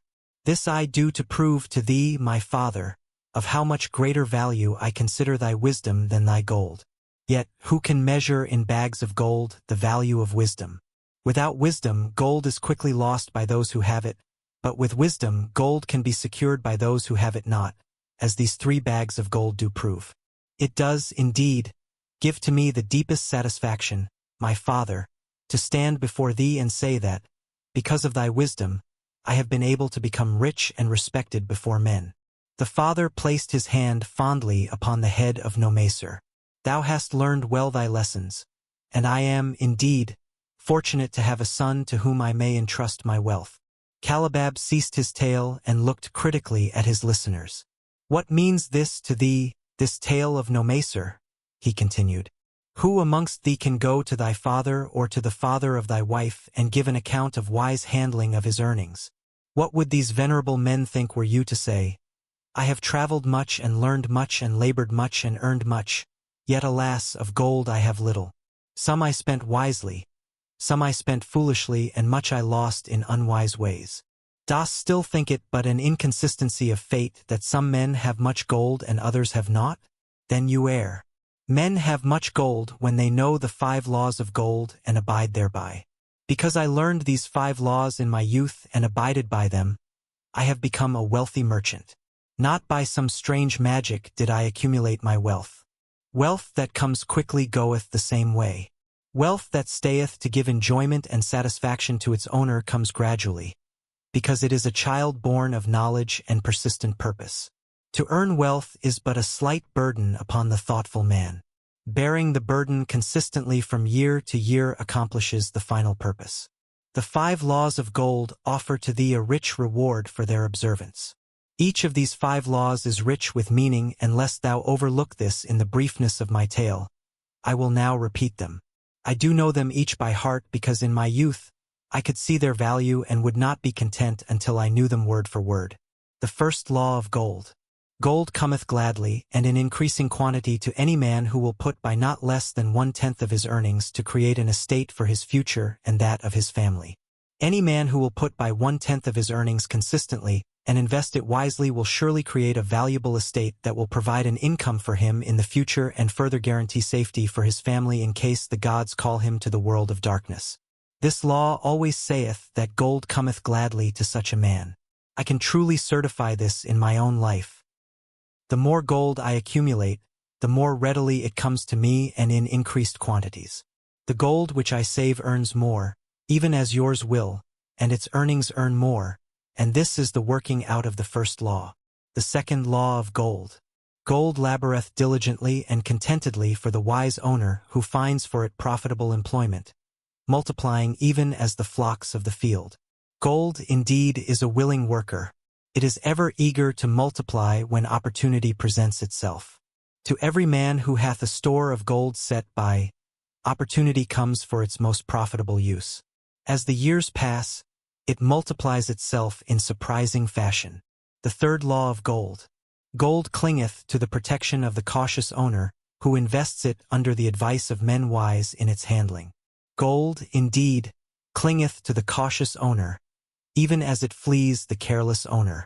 The man who seeks the advice of men wise in handling gold soon learneth not to jeopardize his treasure, but to preserve in safety and to enjoy in contentment its consistent increase. The fourth law of gold. Gold slippeth away from the man who invests it in businesses or purposes with which he is not familiar or which are not approved by those skilled in its keep. To the man who hath gold, yet is not skilled in its handling, many uses for it appear most profitable. Too often these are fraught with danger of loss, and if properly analyzed by wise men, show small possibility of profit. Therefore, the inexperienced owner of gold who trusts to his own judgment and invests it in business or purposes with which he is not familiar, too often finds his judgment imperfect, and pays with his treasure for his inexperience. Wise, indeed, is he who investeth his treasures under the advice of men skilled in the ways of gold. The fifth law of gold. Gold flees the man who would force it to impossible earnings, or who followeth the alluring advice of tricksters and schemers, or who trusts it to his own inexperience and romantic desires in investment. Fanciful propositions that thrill like adventure tales always come to the new owner of gold. These appear to endow his treasure with magic powers that will enable it to make impossible earnings.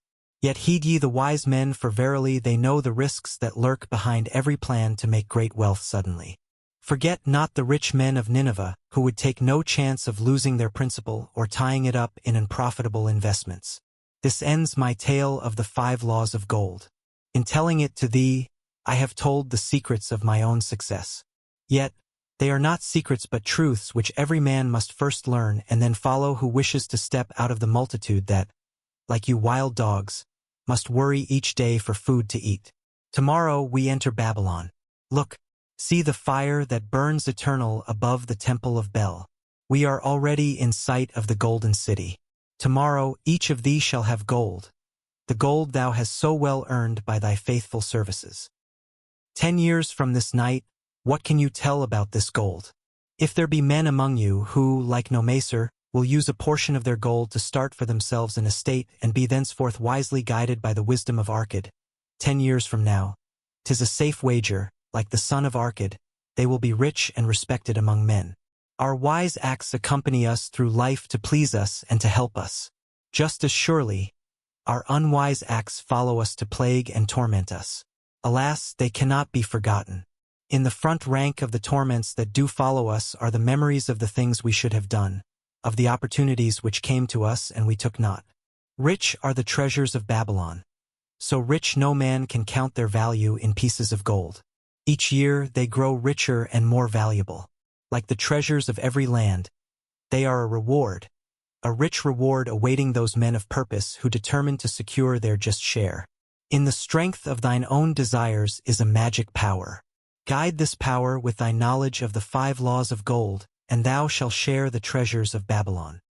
The gold lender of Babylon. 50 pieces of gold. Never before had Rodden, the spear-maker of old Babylon, carried so much gold in his leather wallet. Happily down the king's highway from the palace of his most liberal majesty he strode. Cheerfully the gold clinked as the wallet at his belt swayed with each step the sweetest music he had ever heard. 50 pieces of gold. All his. He could hardly realize his good fortune. What power in those clinking discs. They could purchase anything he wanted, a grand house, land, cattle, camels, horses, chariots, whatever he might desire. What use should he make of it?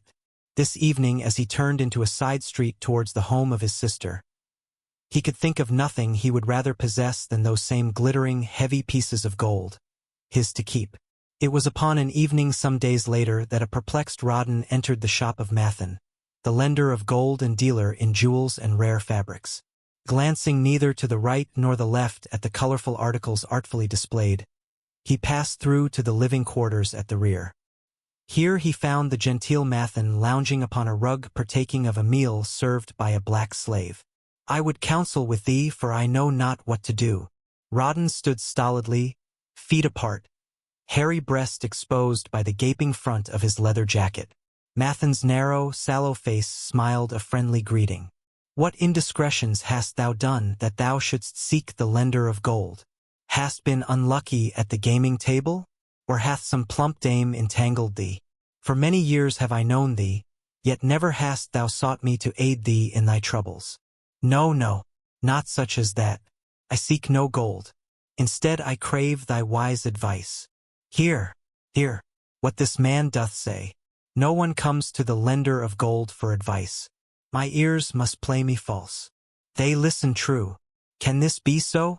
Rodden, the spear-maker, doth display more cunning than all the rest, for he comes to Mathan, not for gold, but for advice. Many men come to me for gold to pay for their follies, but as for advice, they want it not. Yet who is more able to advise than the lender of gold, to whom many men come in trouble? Thou shalt eat with me, Rodden, he continued. Thou shalt be my guest for the evening. And all he commanded of the black slave. Draw up a rag for my friend, Rodden, the spear-maker, who comes for advice. He shall be mine honored guest. Bring to him much food and get for him my largest cup.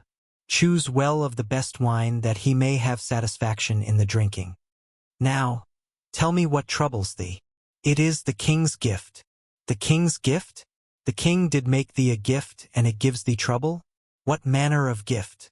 Because he was much pleased with the design I did submit to him for a new point on the spears of the royal guard. He did present me with 50 pieces of gold, and now I am much perplexed. I am beseeched each hour the sun doth travel across the sky by those who would share it with me. That is natural. More men want gold than have it, and would wish one who comes by it easily to divide. But can you not say no? Is thy will not as strong as thy fist? To many I can say no, yet sometimes it would be easier to say yes. Can one refuse to share with one's sister to whom he is deeply devoted? Surely, thy own sister would not wish to deprive thee of enjoying thy reward. But it is for the sake of Araman, her husband, whom she wishes to see a rich merchant. She does feel that he has never had a chance, and she beseeches me to loan to him this gold that he may become a prosperous merchant and repay me from his profits. My friend, resumed Mathan, 'Tis a worthy subject thou bringest to discuss. Gold bringeth unto its possessor responsibility and a changed position with his fellow men. It bringeth fear lest he lose it or it be tricked away from him. It bringeth a feeling of power and ability to do good. Likewise, it bringeth opportunities whereby his very good intentions may bring him into difficulties. Didst ever hear of the farmer of Nineveh who could understand the language of animals? I wot not. For 'tis not the kind of tale men like to tell over the bronze-caster's forge. I will tell it to thee, for thou shouldst know that to borrowing and lending there is more than the passing of gold from the hands of one to the hands of another. This farmer, who could understand what the animals said to each other, did linger in the farmyard each evening just to listen to their words. One evening he did hear the ox bemoaning to the ass the hardness of his lot. I do labor pulling the plow from morning until night.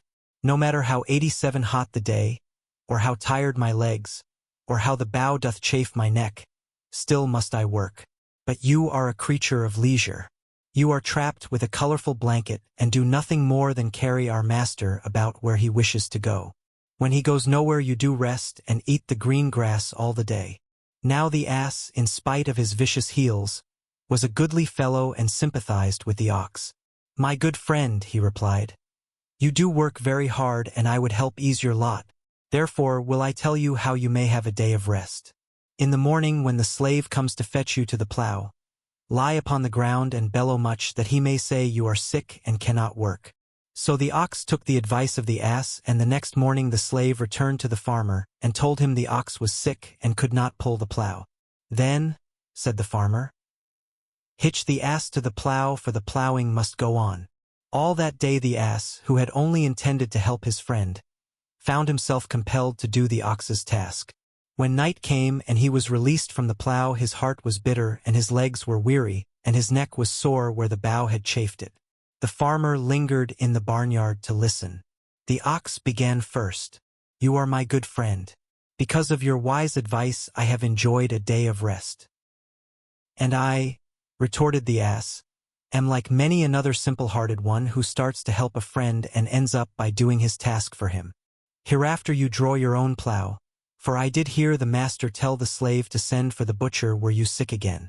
I wish he would, for you are a lazy fellow. Thereafter they spoke to each other no more. This ended their friendship. Canst thou tell the moral to this tale, Rawdon? 'Tis a good tale, responded Rawdon, but I see not the moral. I thought not that you would, but it is there and simple too. Just this, if you desire to help thy friend, do so in a way that will not bring thy friend's burdens upon thyself. I had not thought of that. It is a wise moral. I wish not to assume the burdens of my sister's husband. But tell me, you lend to many. Do not the borrowers repay? Mathan smiled the smile of one whose soul is rich with much experience. Could a loan be well made if the borrower cannot repay? Must not the lender be wise and judge carefully whether his gold can perform a useful purpose to the borrower and return to him once more, or whether it will be wasted by one unable to use it wisely and leave him without his treasure, and leave the borrower with a debt he cannot repay? I will show to thee the tokens in my token chest and let them tell thee some of their stories. Into the room he brought a chest as long as his arm, covered with red pigskin and ornamented with bronze designs. He placed it upon the floor and squatted before it, both hands upon the lid. From each person to whom I lend, I do exact a token for my token chest, to remain there until the loan is repaid. When they repay I give back, but if they never repay it will always remind me of one who was not faithful to my confidence. The safest loans, my token box tells me, are to those whose possessions are of more value than the one they desire. They own lands or jewels or camels or other things which could be sold to repay the loan. Some of the tokens given to me are jewels of more value than the loan. Others are promises that if the loan be not repaid as agreed, they will deliver to me certain property settlement. On loans like those I am assured that my gold will be returned with the rental thereon, for the loan is based on property. In another class are those who have the capacity to earn. They are such as you, who labor or serve and are paid. They have income, and if they are honest and suffer no misfortune, I know that they also can repay the gold I loan them and the rental to which I am entitled. Such loans are based on human effort. Others are those who have neither property nor assured earning capacity. Life is hard, and there will always be some who cannot adjust themselves to it. Alas for the loans I make them, even though they be no larger than a pence. My token box may censure me in the years to come unless they be guaranteed by good friends of the borrower who know him honorable. Mathan released the clasp and opened the lid. Rawdon leaned forward eagerly. At the top of the chest a bronze neckpiece lay upon a scarlet cloth. Mathan picked up the piece and patted it affectionately. This shall always remain in my token chest because the owner has passed on into the great darkness. I treasure it, his token, and I treasure his memory. For he was my good friend. We traded together with much success until out of the East he brought a woman to wed, beautiful but not like our women. A dazzling creature. He spent his gold lavishly to gratify her desires. He came to me in distress when his gold was gone. I counseled with him. I told him I would help him to once more master his own affairs. He swore by the sign of the great bull that he would. But it was not to be. In a quarrel she thrust a knife into the heart he dared her to pierce. And she? Questioned Rawdon. Yes, of course, this was hers. He picked up the scarlet cloth. In bitter remorse she threw herself into the Euphrates. These 2 loans will never be repaid. The chest tells you, Rawdon, that humans in the throes of great emotions are not safe risks for the gold lender. Here, now this is different. He reached for a ring carved of ox bone. This belongs to a farmer. I buy the rugs of his women. The locusts came and they had not food. I helped him, and when the new crop came he repaid me. Later he came again and told of strange goats in a distant land as described by a traveler.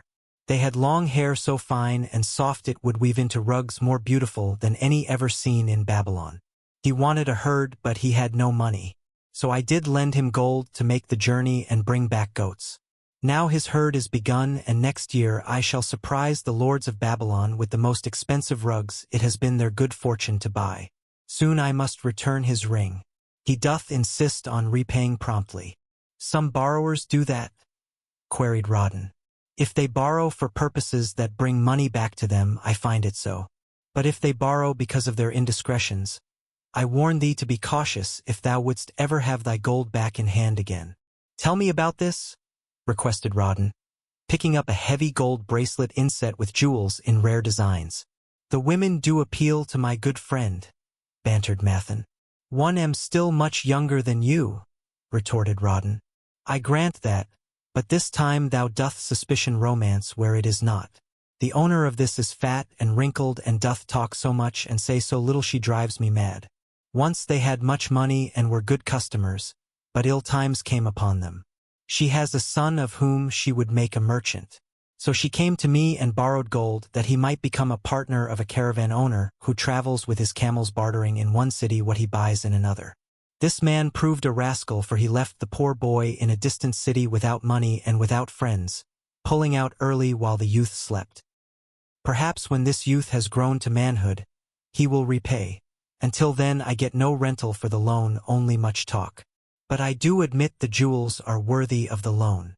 Did this lady ask thy advice as to the wisdom of the loan? Quite otherwise. She had pictured to herself this son of hers as a wealthy and powerful man of Babylon.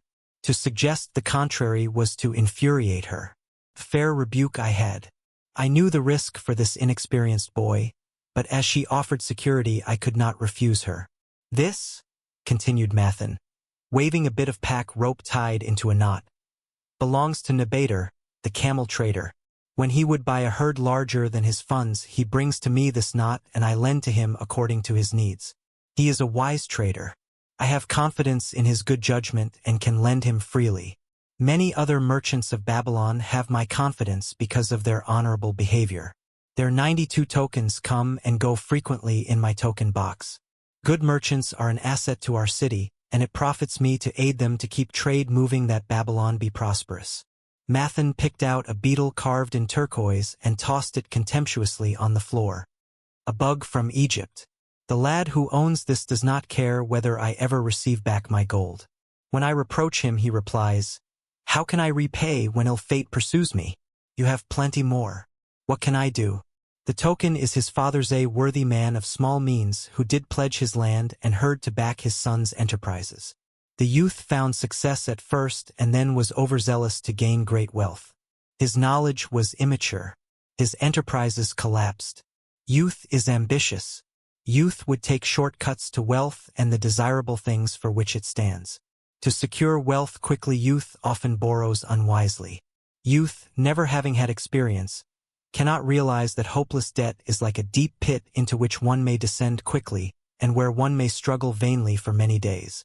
It is a pit of sorrow and regrets where the brightness of the sun is overcast and night is made unhappy by restless sleeping. Yet I do not discourage borrowing gold. I encourage it. I recommend it if it be for a wise purpose. I myself made my first real success as a merchant with borrowed gold. Yet, what should the lender do in such a case? The youth is in despair and accomplishes nothing. He is discouraged. He makes no effort to repay. My heart turns against depriving the father of his land and cattle. You tell me much that I am interested to hear, ventured Rawdon. But I hear no answer to my question. Should I lend my 50 pieces of gold to my sister's husband? They mean much to me. Thy sister is a sterling woman whom I do much esteem. Should her husband come to me and ask to borrow 50 pieces of gold, I should ask him for what purpose he would use it. If he answered that he desired to become a merchant like myself and deal in jewels and rich furnishings, I would say, "What knowledge have you of the ways of trade? Do you know where you can buy at lowest cost? Do you know where you can sell at a fair price?" Could he say yes to these questions? No, he could not, Rawdon admitted. He has helped me much in making spears, and he has helped some in the shops. Then would I say to him that his purpose was not wise. Merchants must learn their trade. His ambition, though worthy, is not practical, and I would not lend him any gold. But, supposing he could say, "Yes, I have helped merchants much. I know how to travel to Smyrna and to buy at low cost the rugs the housewives weave. I also know many of the rich people of Babylon to whom I can sell these at a large profit." Then I would say, "Your purpose is wise and your ambition honorable. I shall be glad to lend you the 50 pieces of gold if you can give me security that they will be returned." But would he say, "I have no security other than that I am an honored man and will pay you well for the loan"? Then would I reply, "I treasure much each piece of gold. Were the robbers to take it from you as you journeyed to Smyrna or take the rugs from you as you returned, then you would have no means of repaying me and my gold would be gone." Gold, you see, Rawdon, is the merchandise of the lender of money. It is easy to lend. If it is lent unwisely, then it is 94 difficult to get back. The wise lender wishes not the risk of the undertaking but the guarantee of safe repayment. "'Tis well," he continued, "to assist those that are in trouble. 'Tis well to help those upon whom fate has laid a heavy hand. 'Tis well to help those who are starting that they may progress and become valuable citizens.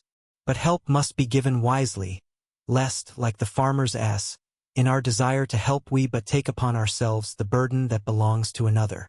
Again I wandered from thy question, Rawdon, but hear my answer. Keep thy 50 pieces of gold. What thy labor earns for thee and what is given thee for reward is thine own, and no man can put an obligation upon thee to part with it unless it do be thy wish. If thee wouldst lend it so that it may earn thee more gold, then lend with caution and in many places.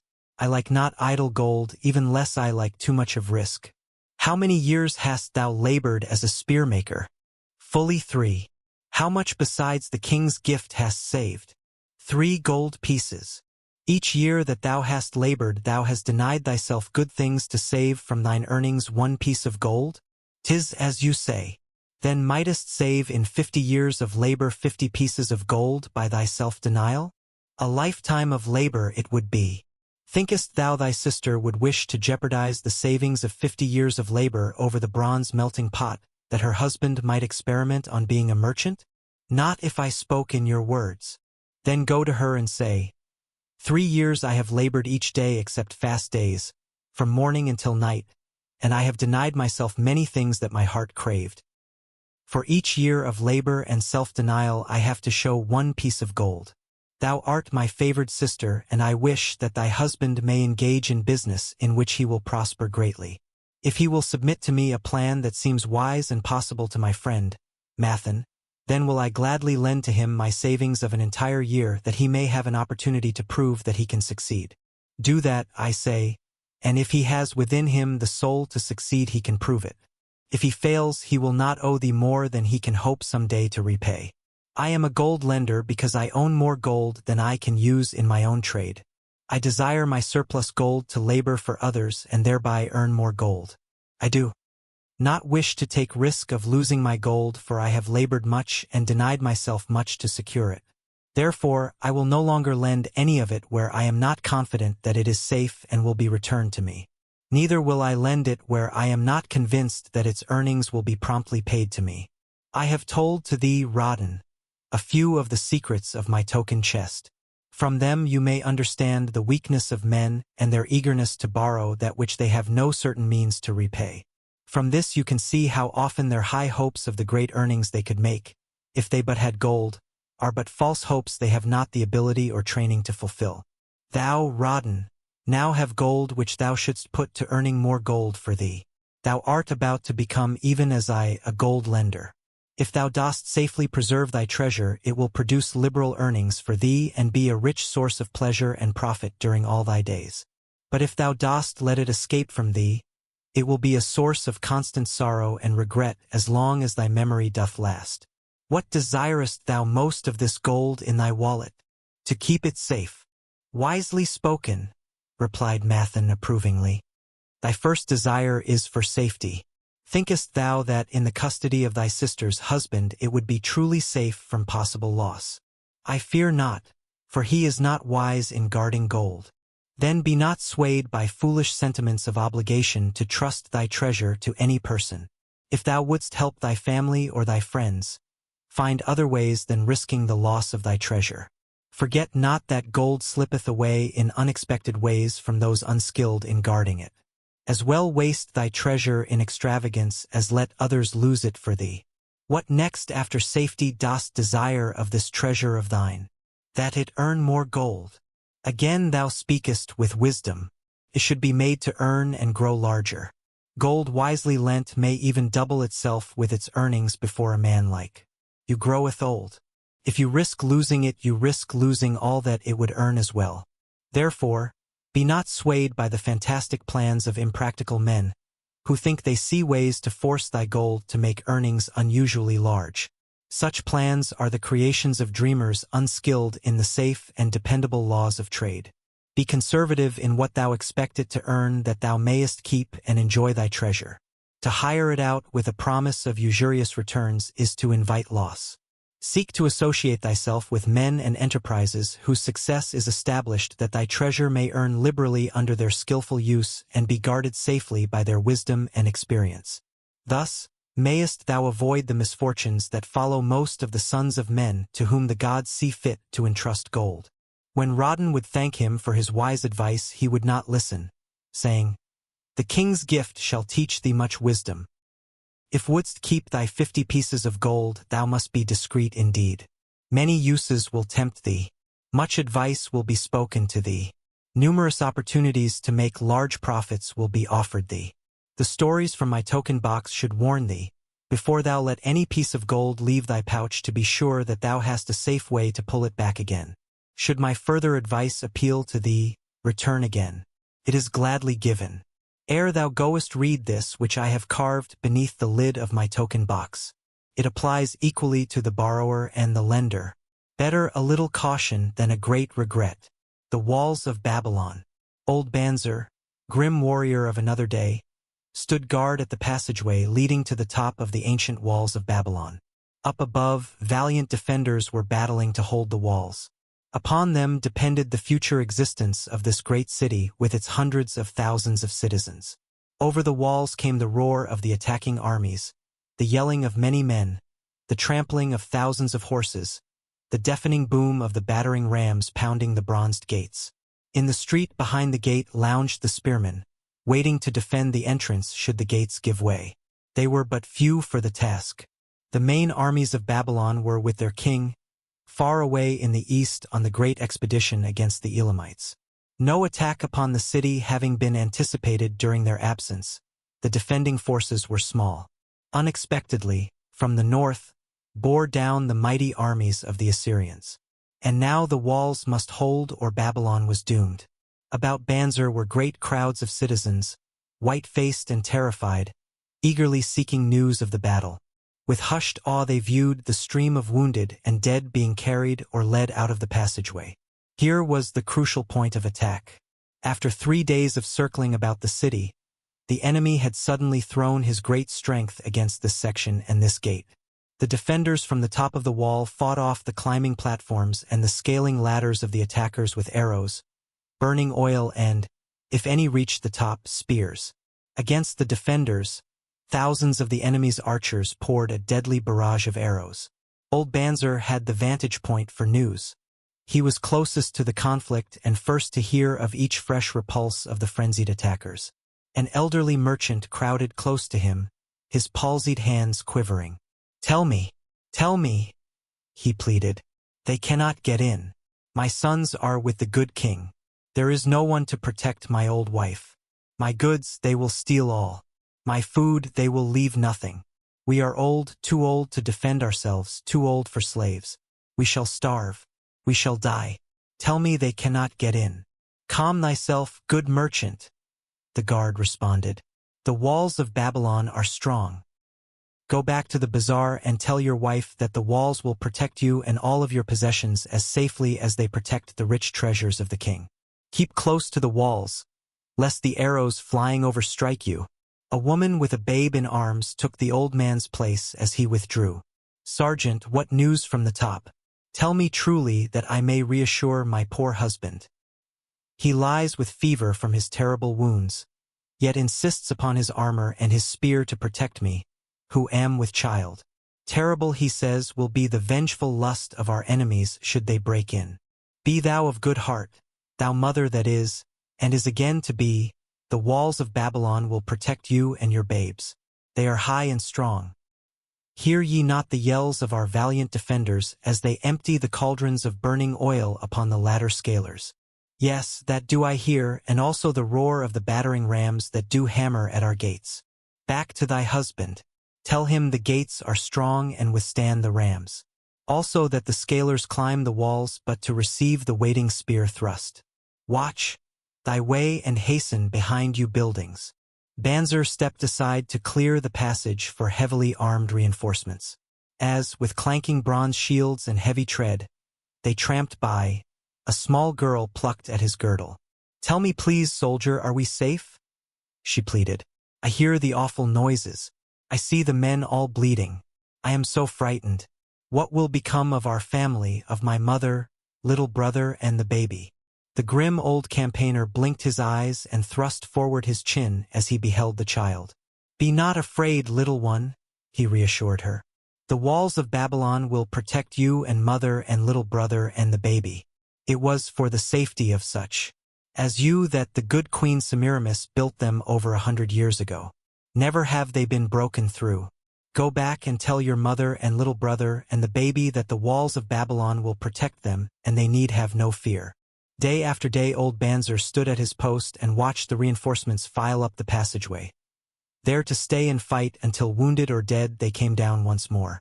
Around him, unceasingly crowded the throngs of frightened citizens eagerly seeking to learn if the walls would hold.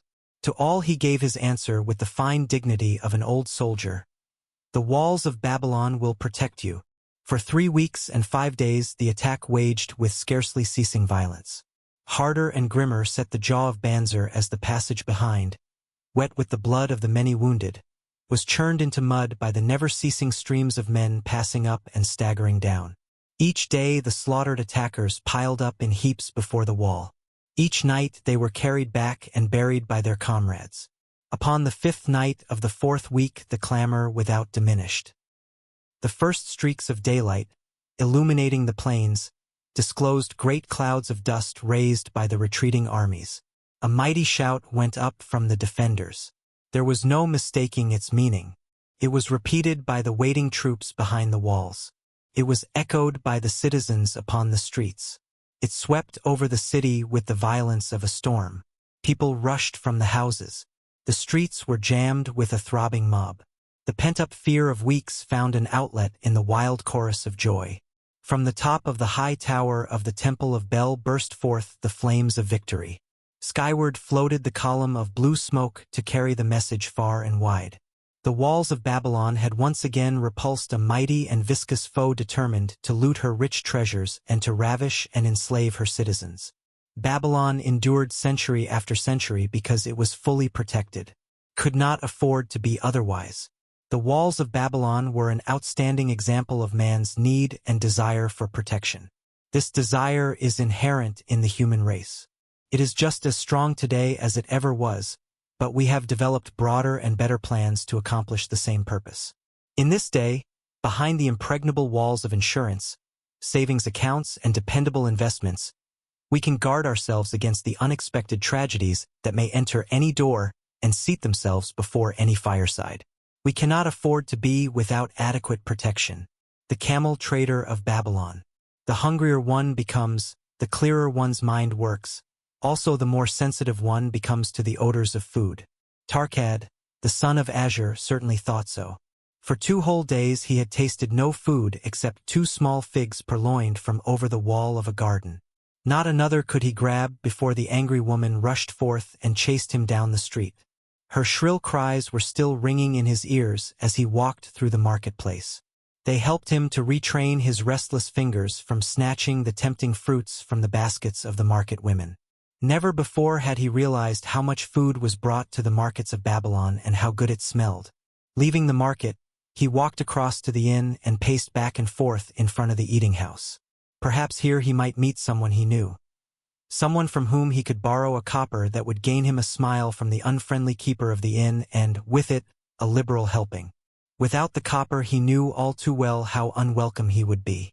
In his abstraction he unexpectedly found himself face to face with the one man he wished most to avoid, the tall bony figure of Dabasir, the camel trader. Of all the friends and others from whom he had borrowed small sums, Dabasir made him feel the most uncomfortable because of his failure to keep his promises to repay promptly. Dabasir's face lighted up at the sight of him. "Ha! 'Tis Tarkad, just the one I have been seeking that he might repay the 2 pieces of copper which I lent him a moon ago. Also the piece of silver which I lent to him before that. We are well met. I can make good use of the coins this very day. What say, boy? What say?" Tarkad stuttered and his face flushed. He had naught in his empty stomach to nerve him to argue with the outspoken Dabasir. "I am sorry, very sorry," he mumbled weakly. "But this day I have neither the copper nor the silver with which I could repay." "Then get it," Dabasir insisted. "Surely thou canst get hold of a few coppers and a piece of silver to repay the generosity of an old friend of thy father who aided thee whence thou wast in need?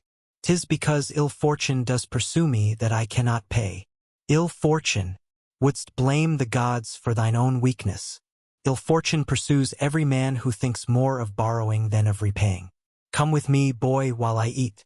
I am hungry and I would tell thee a tale." Tarkad flinched from the brutal frankness of Dabasir. But here at least was an invitation to enter the coveted doorway of the eating house. Dabasir pushed him to a far corner of the room where they seated themselves upon small rugs. When Kauskor, the proprietor, appeared smiling, Dabasir addressed him with his usual freedom. "Fat lizard of the desert, bring to me a leg of the goat, brown with much juice, and bread and all of the vegetables, for I am hungry and want much food. Do not forget my friend here. Bring to him a jug of water. Have it cooled, for the day is hot." Tarkad's heart sank. Must he sit here and drink water while he watched this man devour an entire goat leg? He said nothing. He thought of nothing he could say. Dabasir, however, knew no such thing as silence. Smiling and waving his hand good-naturedly to the other customers, all of whom knew him, he continued, "I did hear from a traveler just returned from Warfa of a certain rich man who has a piece of stone cut so thin that one can look through it. He put it in the window of his house to keep out the rains. It is yellow, so this traveler does relate, and he was permitted to look through it, and all the outside world looked strange and not like it really is. What say you to that, Tarkad? Thinkest all the world could look to a man a different color from what it is?" I dare say, responded the youth, much more interested in the fat leg of goat placed before Dabasir. Well, I know it to be true, for I myself have seen the world all of a different color from what it really is, and the tale I am about to tell relates how I came to see it in its right color once more. Dabasir will tell a tale, whispered a neighboring diner to his neighbor, and dragged his rug close. Other diners brought their food and crowded in a semicircle. They crunched noisily in the ears of Tarkad and brushed him with their meaty bones. He alone was without food. Dabasir did not offer to share with him, nor even motion him to a small corner of the hard bread that was broken off and had fallen from the platter to the floor. The tale that I am about to tell, began Dabasir, pausing to bite a goodly chunk from the goat leg, relates to my early life and how I came to be a camel trader. Didst anyone know that I once was a slave in Syria? A murmur of surprise ran through the audience, to which Dabasir listened with satisfaction. When I was a young man, continued Dabasir after another vicious onslaught on the goat leg, I learned the trade of my father, the making of saddles. I worked with him in his shop and took to myself a wife. Being young and not greatly skilled, I could earn but little, just enough to support my excellent wife in a modest way. I craved good things which I could not afford. Soon I found that the shopkeepers would trust me to pay later, even though I could not pay at the time. Being young and without experience, I did not know that he who spends more than he earns is sowing the winds of needless self-indulgence, from which he is sure to reap the whirlwinds of trouble and humiliation. So I indulged my whims for fine raiment and bought luxuries for my good wife and our home, beyond our means. I paid as I could, and for a while all went well. But in time I discovered I could not use my earnings both to live upon and to pay my debts. Creditors began to pursue me to pay for my extravagant purchases, and my life became miserable. I borrowed from my friends, but could not repay them either. Things went from bad to worse. My wife returned to her father, and I decided to leave Babylon and seek another city where a young man might have better chances. For 2 years I had a restless and unsuccessful life working for caravan traders. From this I fell in with a set of likable robbers who scoured the desert for unarmed caravans. Such deeds were unworthy of the son of my father, but I was seeing the world through a colored stone and did not realize to what degradation I had fallen. We met with success on our first trip, capturing a rich haul of gold and silks and valuable merchandise. This loot we took to Jiner and squandered. The second time we were not so fortunate.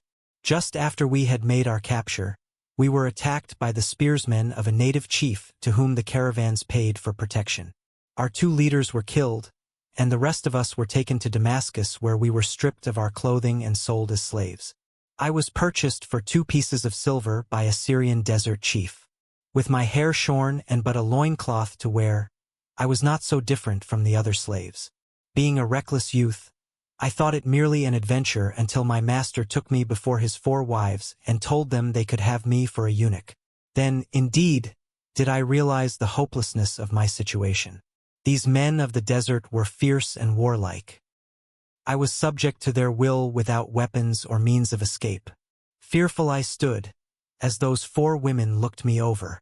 I wondered if I could expect pity from them. Sirah, the first wife, was older than the others. Her face was impassive as she looked upon me. I turned from her with little consolation. The next was a contemptuous beauty who gazed at me as indifferently as if I had been a worm of the earth. The 2 younger ones tittered as though it were all an exciting joke. It seemed an age that I stood waiting sentence. Each woman appeared willing for the others to decide. Finally Sirah spoke up in a cold voice. Of eunuchs we have plenty, but of camel tenders we have few, and they are a worthless lot. Even this day I would visit my mother who is sick with the fever, and there is no slave I would trust to lead my camel. Ask this slave if he can lead a camel. My master thereupon questioned me, "What know you of camels?" Striving to conceal my eagerness, I replied, "I can make them kneel. I can load them. I can lead them on long trips without tiring. If need be, I can repair their trappings." "The slave speaks forward enough," observed my master. "If thou so desire, Sirah, take this man for thy camel tender." So I was turned over to Sirah, and that day I led her camel upon a long journey to her sick mother. I took the occasion to thank her for her intercession and also to tell her that I was not a slave by birth, but the son of a freeman, an honorable saddle-maker of Babylon. I also told her much of my story. Her comments were disconcerting to me, and I pondered much afterwards on what she said. How can you call yourself a free man when your weakness has brought you to this? If a man has in himself the soul of a slave, will he not become one no matter what his birth, even as water seeks its level? If a man has within him the soul of a free man, will he not become respected and honored in his own city in spite of his misfortune? For over a year I was a slave and lived with the slaves, but I could not become as one of them. One day Sirrah asked me, "In the eventime when the other slaves can mingle and enjoy the society of each other, why dost thou sit in thy tent alone?"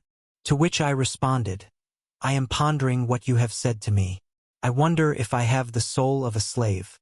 I cannot join them, so I must sit apart." "I, too, must sit apart," she confided. "My dowry was large, and my lord married me because of it. Yet he does not desire me. What every woman longs for is to be desired. Because of this, and because I am barren and have neither son nor daughter, must I sit apart. Were I a man, I would rather die than be such a slave. But the conventions of our tribe make slaves of women. What think thou of me by this time?" I asked her suddenly. "Have I the soul of a man, or have I the soul of a slave? Have you a desire to repay the just debts you owe in Babylon?" She parried, "Yes, I have the desire, but I see no way. If thou contentedly let the years slip by and make no effort to repay, then thou hast but the contemptible soul of a slave. No man is otherwise who cannot respect himself, and no man can respect himself who does not repay honest debts. But what can I do who am a slave in Syria? Stay a slave in Syria, thou weakling."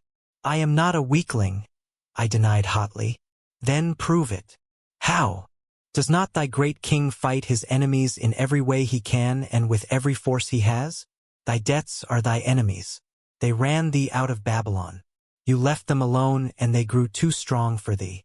Hadst fought them as a man, thou couldst have conquered them and been one honored among the townspeople. But thou had not the soul to fight them, and behold, thy pride hast gone down until thou art a slave in Syria." Much I thought over her unkind accusations, and many defensive phrases I worded to prove myself not a slave at heart, but I was not to have the chance to use them. 3 days later the maid of Sirrah took me to her mistress. "My mother is again very sick," she said. "Saddle the 2 best camels in my husband's herd. Tie on waterskins and saddlebags for a long journey.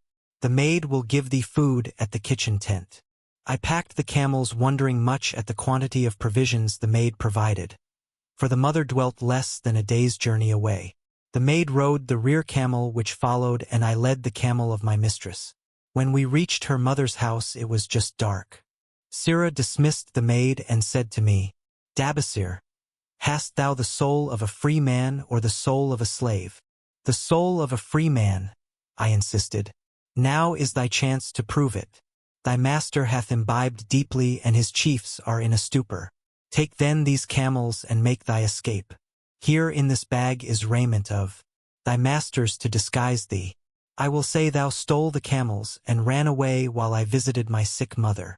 Thou hast the soul of a queen," I told her.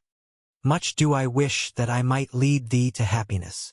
"Happiness," she responded, "awaits not the runaway wife who seeks it in far lands among strange people. Go thy own way, and may the gods of the desert protect thee, for the way is far and barren of food or water." I needed no further urging, but thanked her warmly and was away into the night. I knew not this strange country and had only a dim idea of the direction in which lay Babylon, but struck out bravely across the desert toward the hills. 1 camel I rode, and the other I led. All that night I traveled, and all the next day, urged on by the knowledge of the terrible fate that was meted out to slaves who stole their master's property and tried to escape. Late that afternoon, I reached a rough country as uninhabitable as the desert. The sharp rocks bruised the feet of my faithful camels, and soon they were picking their way slowly and painfully along. I met neither man nor beast, and could well understand why they shunned this inhospitable land. It was such a journey from then on as few men lived to tell of. Day after day we plodded along. Food and water gave out. The heat of the sun was merciless. At the end of the 9th day, I slid from the back of my mount with the feeling that I was too weak to ever remount and I would surely die, lost in this abandoned country. I stretched out upon the ground and slept, not waking until the first gleam of daylight. I sat up and looked about me. There was a coolness in the morning air. My camels lay dejected not far away. About me was a vast waste of broken country covered with rock and sand and thorny things. No sign of water, naught to eat for man or camel. Could it be that, in this peaceful quiet, I faced my end? My mind was clearer than it had ever been before. My body now seemed of little importance. My parched and bleeding lips, my dry and swollen tongue, my empty stomach, all had lost their supreme agonies of the day before. I looked across into the uninviting distance and once again came to me the question, have I the soul of a slave or the soul of a free man? Then with clearness I realized that if I had the soul of a slave, I should give up, lie down in the desert and die, a fitting end for a runaway slave. But if I had the soul of a free man, what then? Surely I would force my way back to Babylon, repay the people who had trusted me, bring happiness to my wife who truly loved me and bring peace and contentment to my parents. Thy debts are thine enemies who have run thee out of Babylon, Sirrah had said. Yes, it was so. Why had I refused to stand my ground like a man? Why had I permitted my wife to go back to her father? Then a strange thing happened. All the world seemed to be of a different color, as though I had been looking at it through a colored stone which had suddenly been removed. At last I saw the true values in life. Die in the desert. Not I. With a new vision, I saw the things that I must do.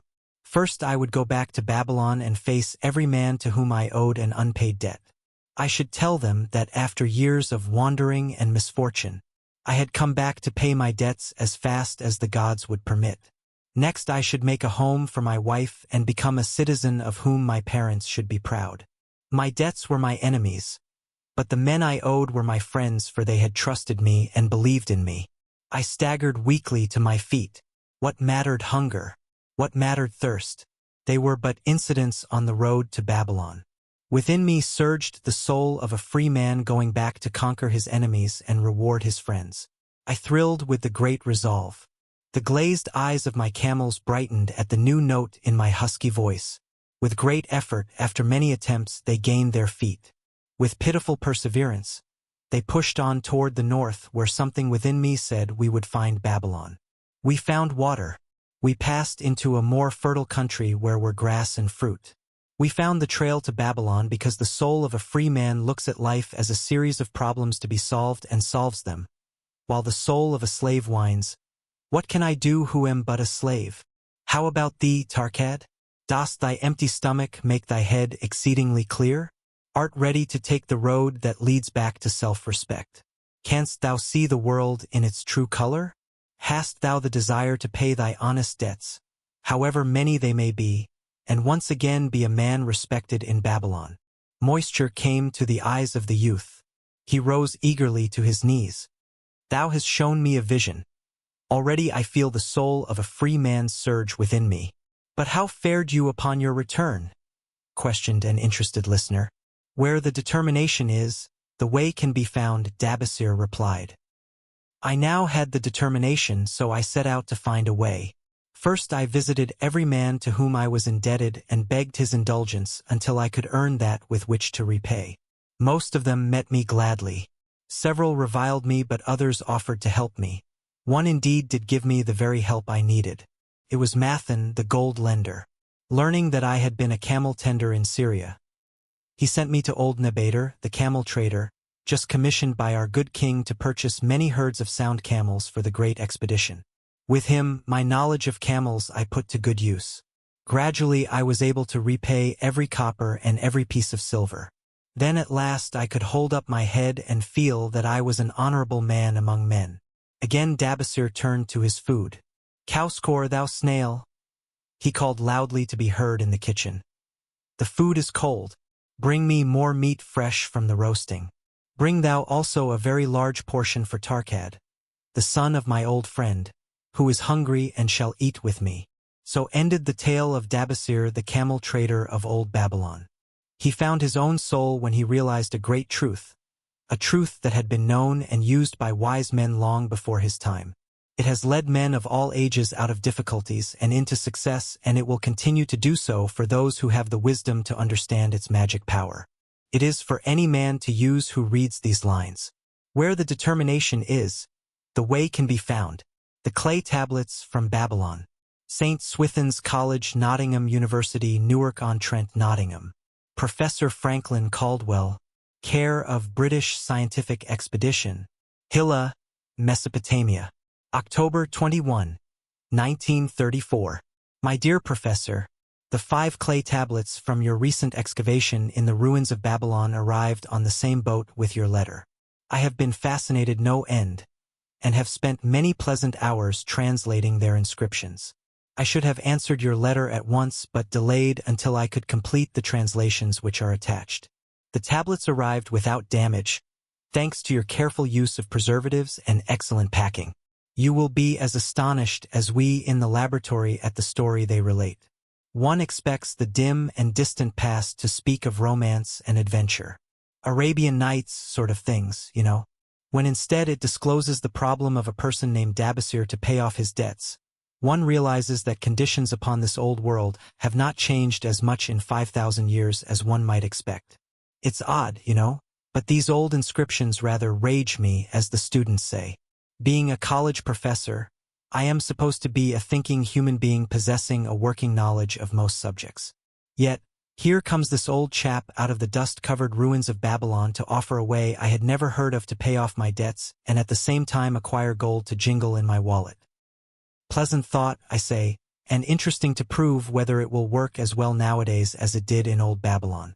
Mrs. Shrewsbury and myself are planning to try out his plan upon our own affairs, which could be much improved. Wishing you the best of luck in your worthy undertaking and waiting eagerly another opportunity to assist, I am, yours sincerely, Alfred H. Shrewsbury, Department of Archaeology. Tablet No.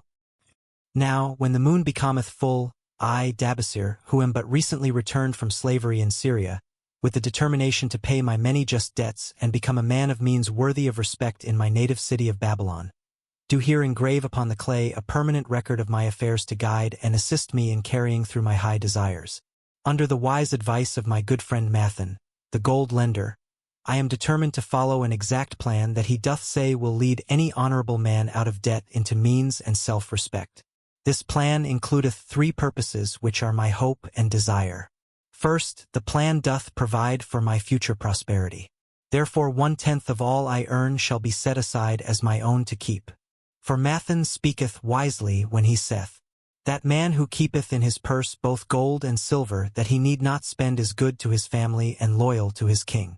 The man who hath but a few coppers in his purse is indifferent to his family and indifferent to his king. But the man who hath naught in his purse is unkind to his family and is disloyal to his king, for his own heart is bitter. Therefore, the man who wisheth to achieve must have coin that he may keep to jingle in his purse, that he have in his heart love for his family and loyalty to his king. Second, the plan doth provide that I shall support and clothe my good wife who hath returned to me with loyalty from the house of her father. For Mathan doth say that to take good care of a faithful wife putteth self-respect into the heart of a man and addeth strength and determination to his purposes. Therefore 7/10 of all I earn shall be used to provide a home, clothes to wear, and food to eat, with a bit extra to spend, that our lives be not lacking in pleasure and enjoyment. But he doth further enjoin the greatest care that we spend not greater than 7/10 of what I earn for these worthy purposes. Herein lieth the success of the plan. I must live upon this portion and never use more nor by what I may not pay for out of this portion. Tablet No. 2. Third, the plan doth provide that out of my earnings my debts shall be paid. Therefore each time the moon is full, 2/10 of all I have earned shall be divided honorably and fairly among those who have trusted me and to whom I am indebted. Thus in due time will all my indebtedness be surely paid. Therefore, do I here engrave the name of every man to whom I am indebted and the honest amount of my debt. Faru the cloth weaver, 2 silver, 6 copper. Sinjar the couchmaker, 1 silver. Amar, my friend, 3 silver, 1 copper. Zankar, my friend, for silver, 7 copper. Askamir, my friend, 1 silver, 3 copper. Haransar, the jewel maker, 6 silver, 2 copper. Dyerbeaker, my father's friend, for silver, 1 copper. Alkahad, the house owner, 14 silver. Mathan, the gold lender, 9 silver. Byrjik, the farmer, 1 silver, 7 copper. From here on, disintegrated. Cannot be deciphered. Tablet no. L. To these creditors do I owe in total 119 pieces of silver and 141 pieces of copper. Because I did owe these sums and saw no way to repay, in my folly I did permit my wife to return to her father and didst leave my native city and seek easy wealth elsewhere, only to find disaster and to see myself sold into the degradation of slavery. Now that Mathan doth show me how I can repay my debts in small sums of my earnings, do I realize the great extent of my folly in running away from the results of my extravagances. Therefore have I visited my creditors and explained to them that I have no resources with which to pay except my ability to earn, and that I intend to apply 2/10 of all I earn upon my indebtedness evenly and honestly. This much can I pay but no more. Therefore if they be patient, in time my obligations will be paid in full. Ahmar, whom I thought my best friend, reviled me bitterly and I left him in humiliation. Byrjik, the farmer, pleaded that I pay him first as he didst badly need help. Alkahad, the house owner, was indeed disagreeable and insisted that he would make me trouble unless I didst soon settle in full with him. All the rest willingly accepted my proposal. Therefore am I more determined than ever to carry through, being convinced that it is easier to pay one's just debts than to avoid them. Even though I cannot meet the needs and demands of a few of my creditors, I will deal impartially with all. Tablet no. For, again the moon shines full. I have worked hard with a free mind. My good wife hath supported my intentions to pay my creditors. Because of our wise determination, I have earned during the past moon, buying camels of sound wind and good legs, for Nabater, the sum of 19 pieces of silver. This I have divided according to the plan. 1/10 have I set aside to keep as my own. 7/10 have I divided with my good wife to pay for our living. 2/10 have I divided among my creditors as evenly as could be done in coppers. I did not see Ahmar but left it with his wife. Byrjik was so pleased he would kiss my hand. Old Alkahad alone was grouchy and said I must pay faster. To which I replied that if I were permitted to be well fed and not worried, that alone would enable me to pay faster. All the others thanked me and spoke well of my efforts. Therefore, at the end of one moon, my indebtedness is reduced by almost 4 pieces of silver and I possess almost 2 pieces of silver besides, upon which no man hath claim. My heart is lighter than it hath been for a long time. Again the moon shines full. I have worked hard but with poor success. Few camels have I been able to buy. Only 11 pieces of silver have I earned. Nevertheless my good wife and I have stood by the plan even though we have bought no new raiment and eaten little but herbs. Again I paid ourselves 1/10 of the 11 pieces, while we lived upon 7/10. I was surprised when Ahmar commended my payment, even though small. So did Byrjik.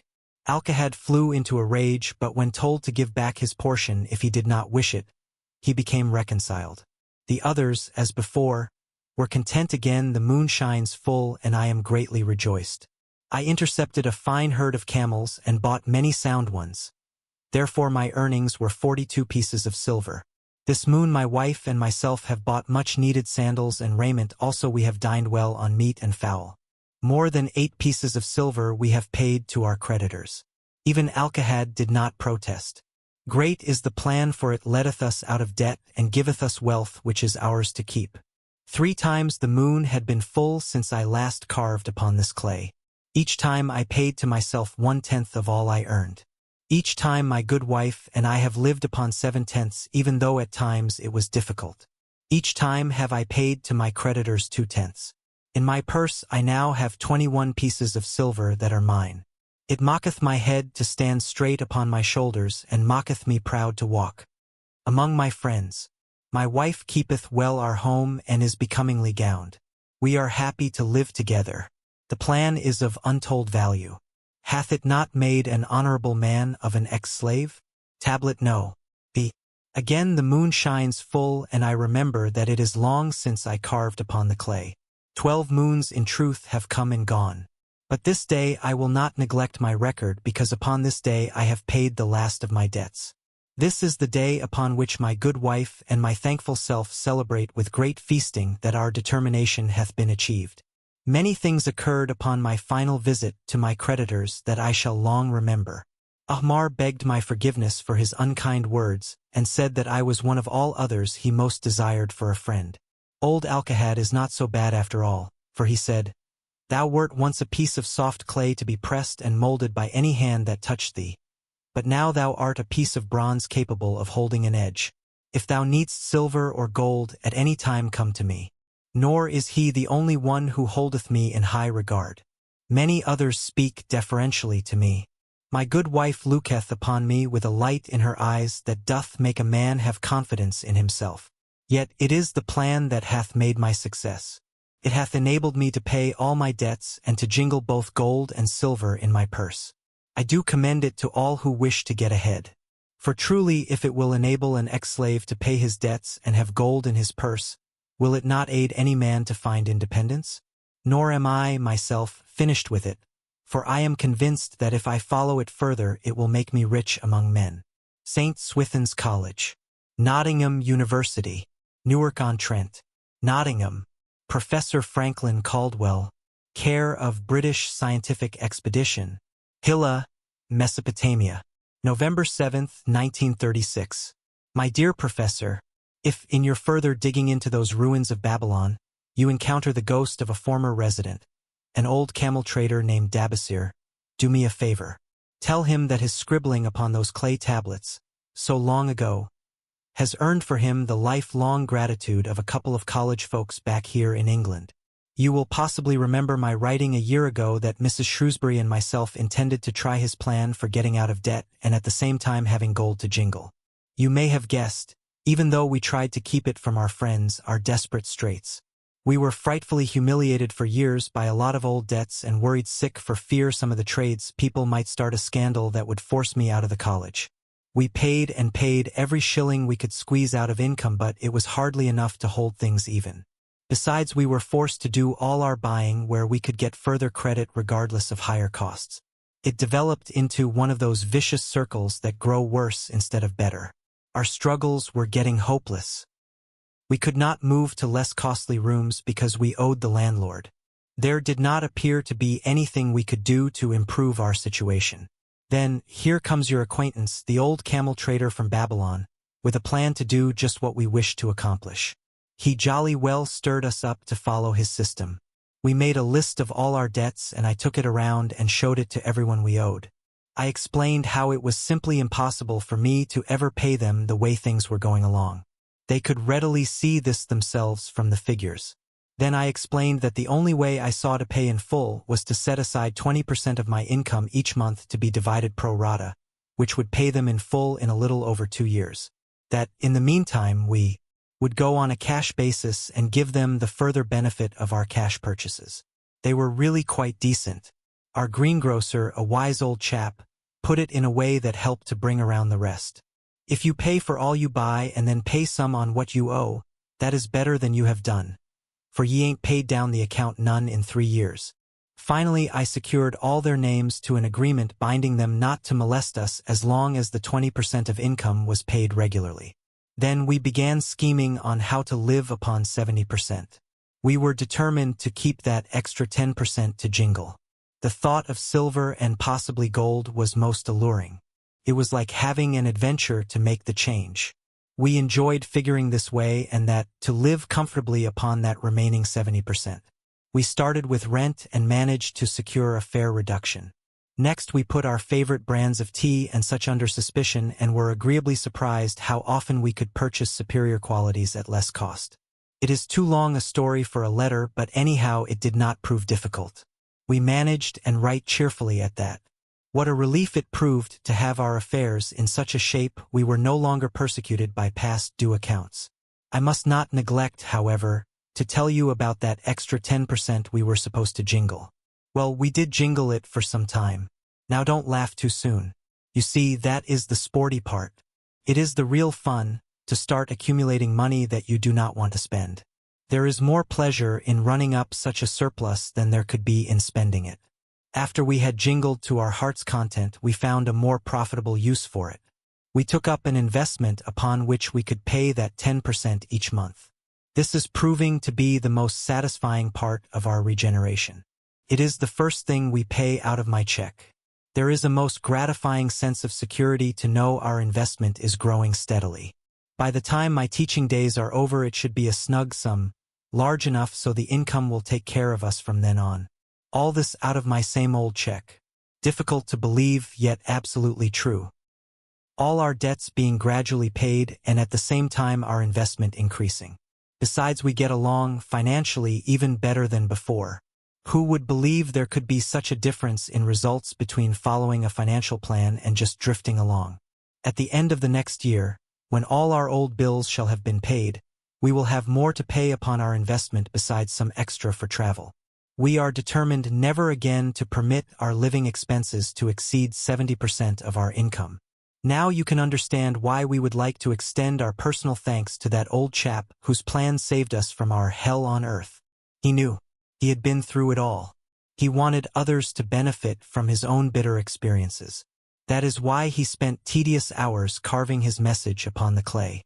He had a real message for fellow sufferers, a message so important that after 5,000 years it has risen out of the ruins of Babylon, just as true and just as vital as the day it was buried. Yours sincerely, Alfred H.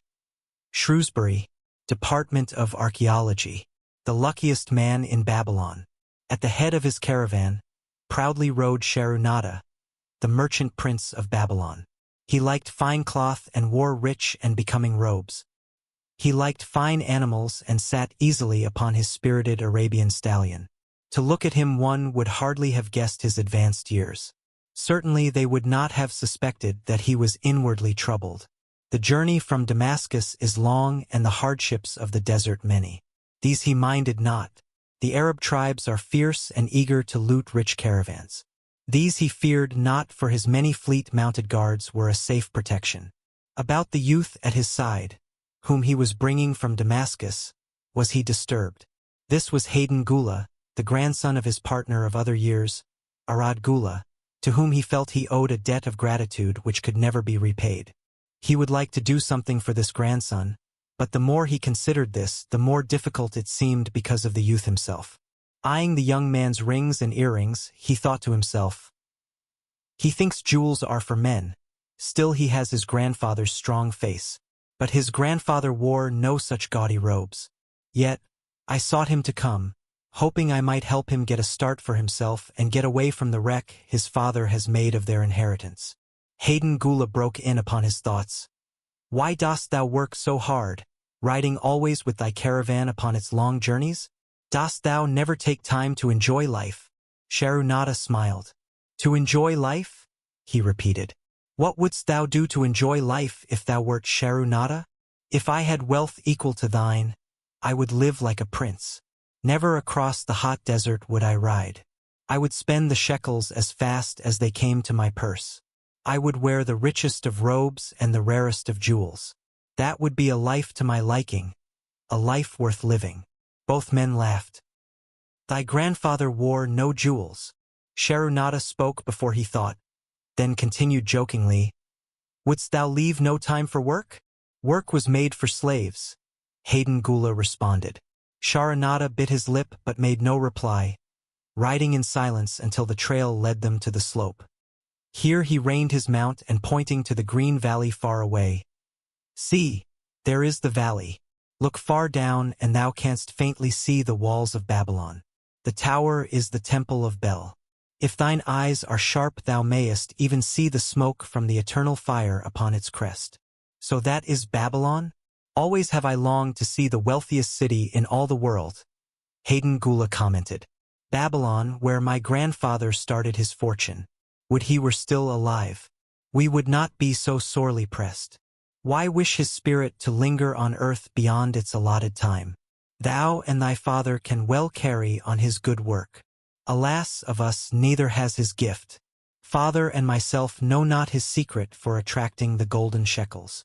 Sharunata did not reply but gave rein to his mount and rode thoughtfully down the trail to the valley. Behind them followed the caravan in a cloud of reddish dust. Some time later they reached the King's Highway and turned south through the irrigated farms. 3 old men plowing a field caught Sharunata's attention. They seemed strangely familiar. How ridiculous! One does not pass a field after 40 years and find the same men plowing there. Yet, something within him said they were the same. One, with an uncertain grip, held the plow. The others laboriously plodded beside the oxen, ineffectually beating them with their barrel staves to keep them pulling. 40 years ago he had envied these men. How gladly he would have exchanged places. But what a difference now! With pride he looked back at his trailing caravan. Well-chosen camels and donkeys, loaded high with valuable goods from Damascus. All this was but one of his possessions. He pointed to the plowers, saying, "Still plowing the same field where they were 40 years ago. They look it. But why thinkest thou they are the same?" "I saw them there," Sharunata replied. Recollections were racing rapidly through his mind. Why could he not bury the past and live in the present? Then he saw, as in a picture, the smiling face of Arad Gula. The barrier between himself and the cynical youth beside him dissolved. But how could he help such a superior youth with his spendthrift ideas and bejeweled hands? Work he could offer in plenty to willing workers, but not for men who considered themselves too good for work. Yet he owed it to Arad Gula to do something, not a half-hearted attempt. He and Arad Gula had never done things that way. They were not that sort of men. A plan came almost in a flash. There were objections. He must consider his own family and his own standing. It would be cruel, it would hurt. Being a man of quick decisions, he waived objections and decided to act. "Wouldst thou be interested in hearing how thy worthy grandfather and myself joined in the partnership which proved so profitable?" he questioned. "Why not just tell me how thou madest the golden shekels? That is all I need to know," the young man parried. Sharunata ignored the reply and continued. "We start with those men plowing. I was no older than thou. As the column of men in which I marched approached, good old Megiddo, the farmer, scoffed at the slipshod way in which they plowed. Megiddo was chained next to me. 'Look at the lazy fellows,' he protested. 'The plow holder makes no effort to plow deep, nor do the beaters keep the oxen in the furrow. How can they expect to raise a good crop with poor plowing?' 'Didst thou say Megiddo was chained to thee?' Hayden Gula asked in surprise. 'Yes, with bronze collars about our necks and a length of heavy chain between us. Next to him was Zabadu the sheep thief. I had known him in Haroun. At the end was a man we called Pirate because he told us not his name. We judged him as a sailor as he had entwined serpents tattooed upon his chest in sailor fashion. The column was made up thus so the men could walk in fours.' 'Thou wert chained as a slave?' Hayden Gula asked incredulously. 'Did not thy grandfather tell thee I was once a slave?' 'He often spoke of thee but never hinted of this. He was a man thou couldst trust with innermost secrets. Thou, too, are a man I may trust, am I not right?' Sharunata looked him squarely in the eye. 'Thou mayest rely upon my silence, but I am amazed. Tell me, how didst thou come to be a slave?' Sharunata shrugged his shoulders. 'Any man may find himself a slave. It was a gaming house and barley beer that brought me disaster. I was the victim of my brother's indiscretions. In a brawl he killed his friend. I was bonded to the widow by my fattier, desperate to keep my brother from being prosecuted under the law. When my father could not raise the silver to free me, she in anger sold me to the slave dealer. What a shame and injustice!' Hayden Gula protested. 'But tell me, how didst thou regain freedom?' 'We shall come to that, but not yet. Let us continue my tale. As we passed, the plowers jeered at us. One did doff his ragged hat and bow low, calling out, "Welcome to Babylon, guests of the king. He waits for thee on the city walls where the banquet is spread, mud bricks and onion soup." With that they laughed uproariously. Pirate flew into a rage and cursed them roundly. "What do those men mean by the king awaiting us on the walls?" I asked him. To the city walls ye march to carry bricks until the back breaks. Maybe they beat thee to death before it breaks. They won't beat me. They'll kill em. Then Megiddo spoke up. It doesn't make sense to me to talk of masters beating willing, hard-working slaves to death. Masters like good slaves and treat them well. Who wants to work hard? Commented Zabadu. Those plowers are wise fellows. They're not breaking their backs, just letting on as if they be. Thou can't get ahead by shirking, Megiddo protested. If thou plow a hectare, that's a good day's work and any master knows it. But when thou plow only a half, that's shirking. I don't shirk. I like to work and I like to do good work. For work is the best friend I've ever known. It has brought me all the good things I've had. My farm and cows and crops. Everything. Yeah, and where be these things now? Scoffed Zabadu. I figure it pays better to be smart and get by without working. You watch Zabadu, if we're sold to the walls, he'll be carrying the water bag or some easy job when thou, who like to work, will be breaking thy back carrying bricks. He laughed his silly laugh. Terror gripped me that night. I could not sleep. I crowded close to the guard rope, and when the others slept, I attracted the attention of Gadoso, who was doing the first guard watch. He was one of those brigand Arabs, the sort of rogue who, if he robbed thee of thy purse, would think he must also cut thy throat. Tell me, Gadoso, I whispered, when we get to Babylon will we be sold to the walls? Why want to know? He questioned cautiously. Canst thou not understand? I pleaded. I am young. I want to live. I don't want to be worked or beaten to death on the walls. Is there any chance for me to get a good master? He whispered back. I tell something. Thou good fellow, give Gadoso no trouble. Most times we go first to slave market. Listen now. When buyers come, tell em you good worker like to work hard for good master. Make em wanna buy. You not make em buy, next day you carry brick. Mighty hard work. After he walked away, I lay in the warm sand, looking up at the stars and thinking about work. What Megiddo had said about it being his best friend made me wonder if it would be my best friend. Certainly it would be if it helped me out of this. When Megiddo awoke, I whispered my good news to him. It was our one ray of hope as we marched toward Babylon. Late in the afternoon we approached the walls and could see the lines of men, like black ants, climbing up and down the steep diagonal paths. As we drew closer, we were amazed at the thousands of men working. Some were digging in the moat, others mixed the dirt into mud bricks. The greatest number were carrying the bricks in large baskets up those steep trails to the masons. Asterisk. Overseers cursed the laggards and cracked bullock whips over the backs of those who failed to keep in line. Poor, worn-out fellows were seen to stagger and fall beneath their heavy baskets, unable to rise again. If the lash failed to bring them to their feet, they were pushed to the side of the paths and left writhing in agony. Soon they would be dragged down to join other craven bodies beside the roadway to await unsanctified graves. As I beheld the ghastly sight, I shuddered. So this was what awaited my father's son if he failed at the slave market.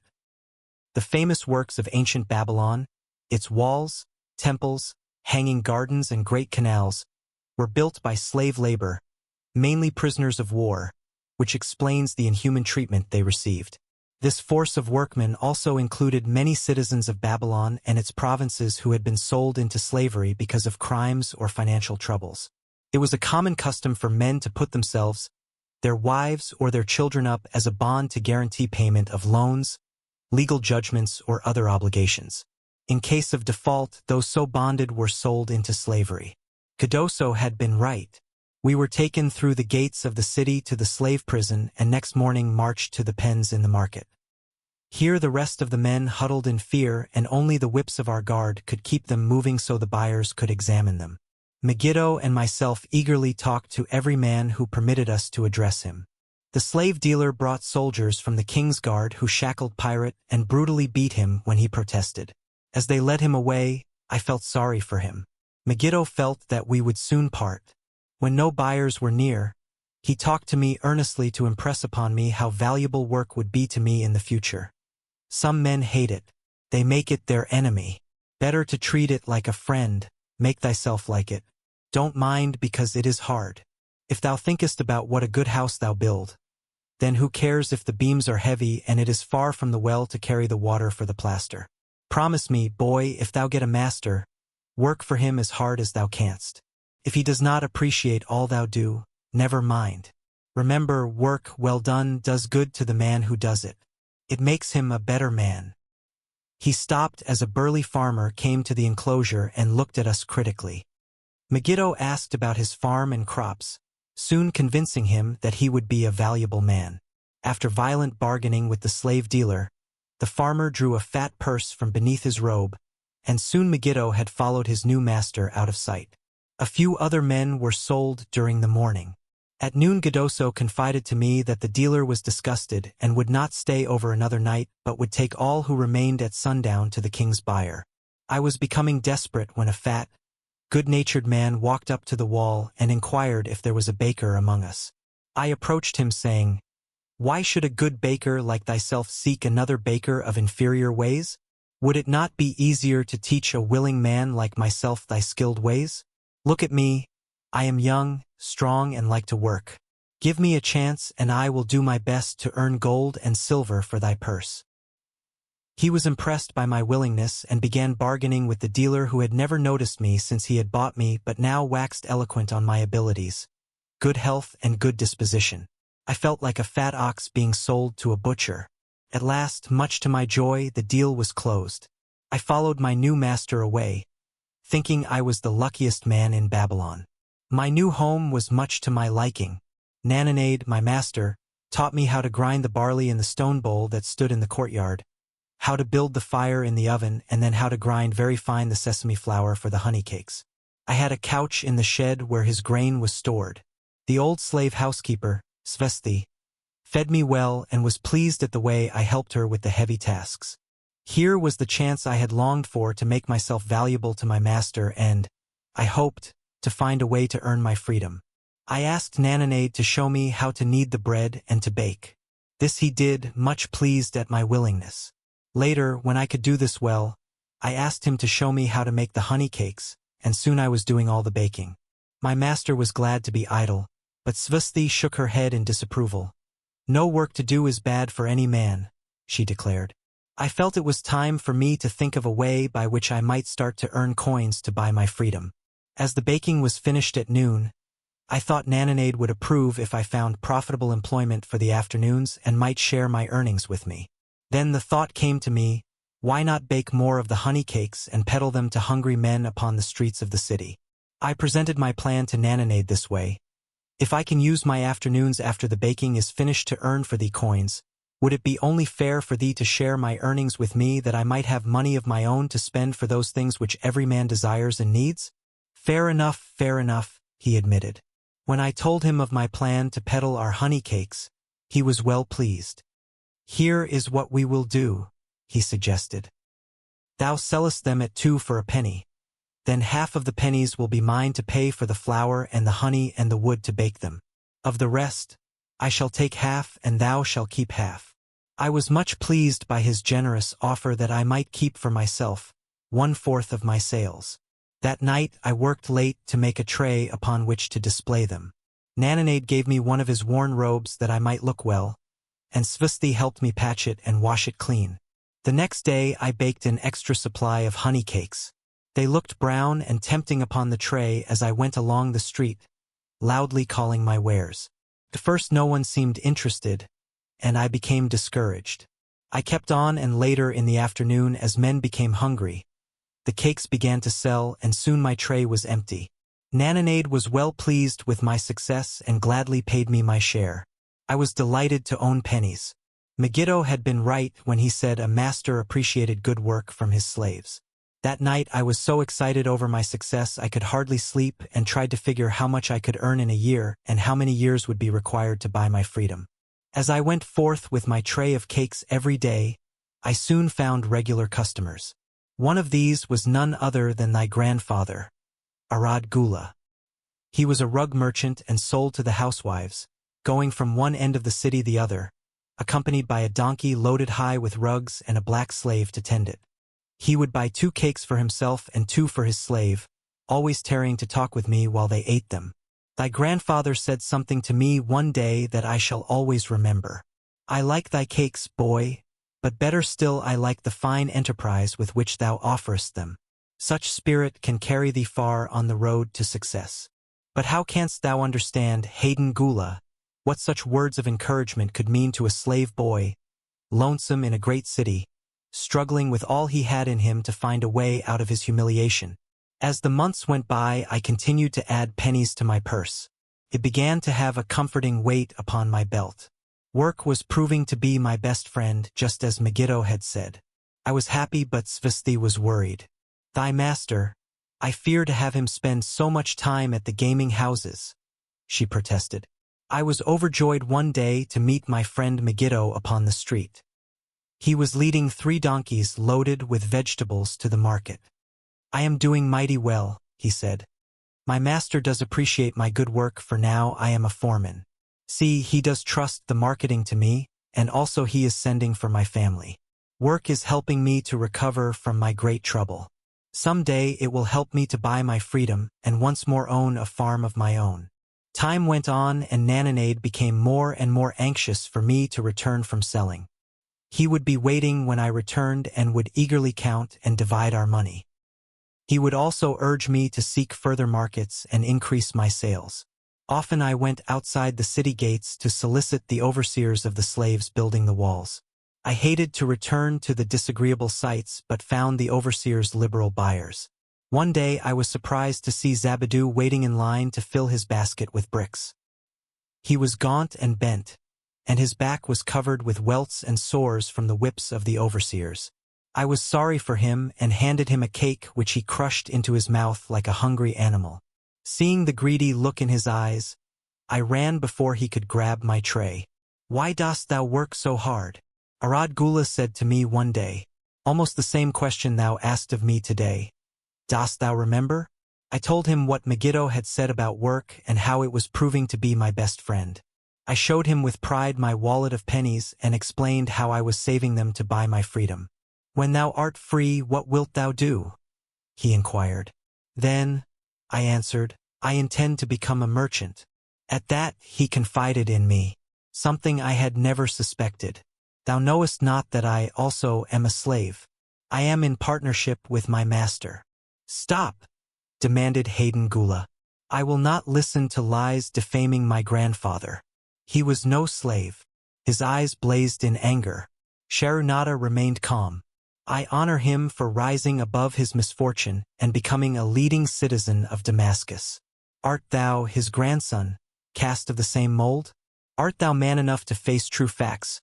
Or dost thou prefer to live under false illusions? Hayden Gula straightened in his saddle.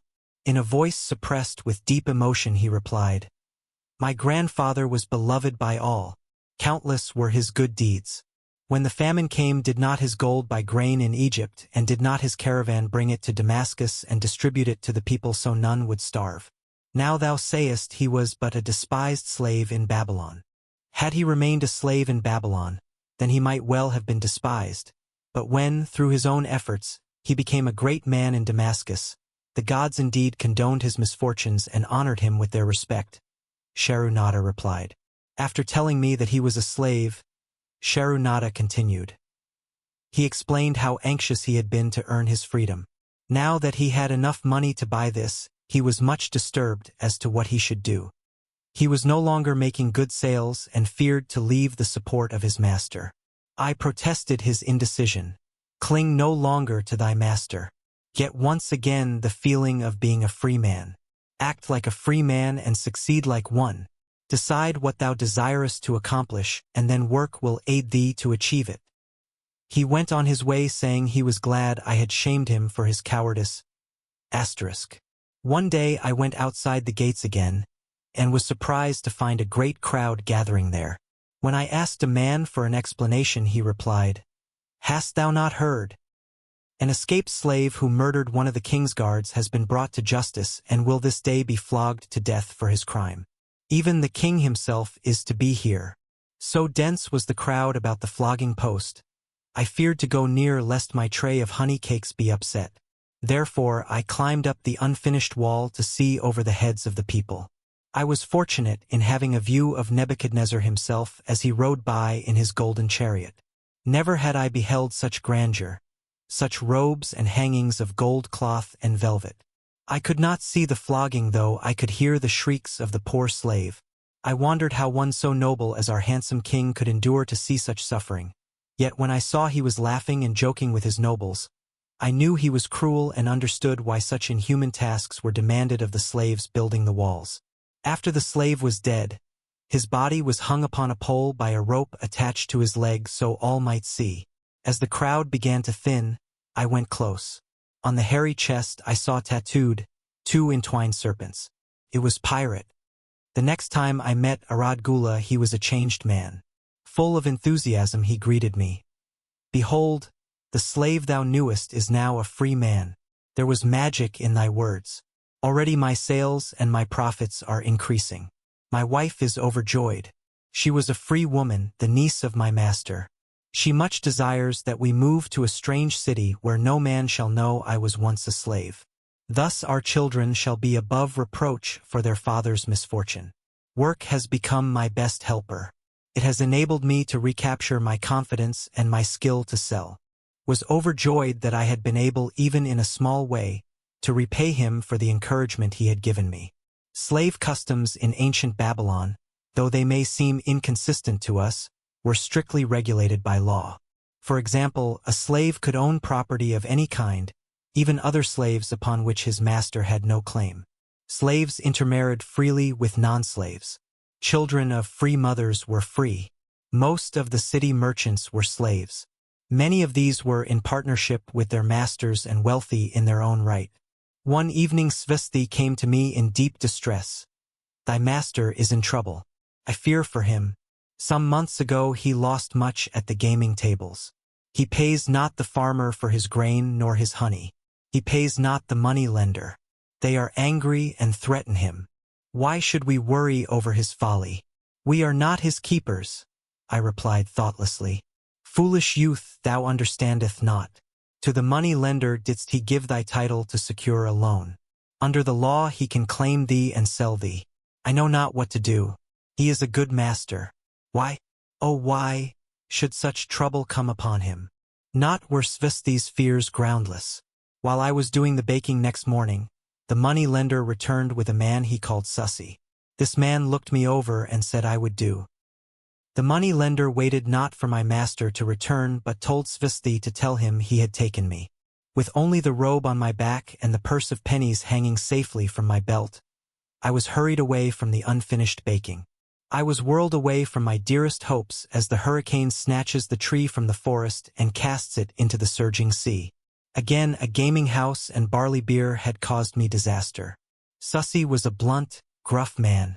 As he led me across the city, I told him of the good work I had been doing for Nananade and said I hoped to do good work for him. His reply offered no encouragement. I like not this work. My master likes it not. The king has told him to send me to build a section of the Grand Canal.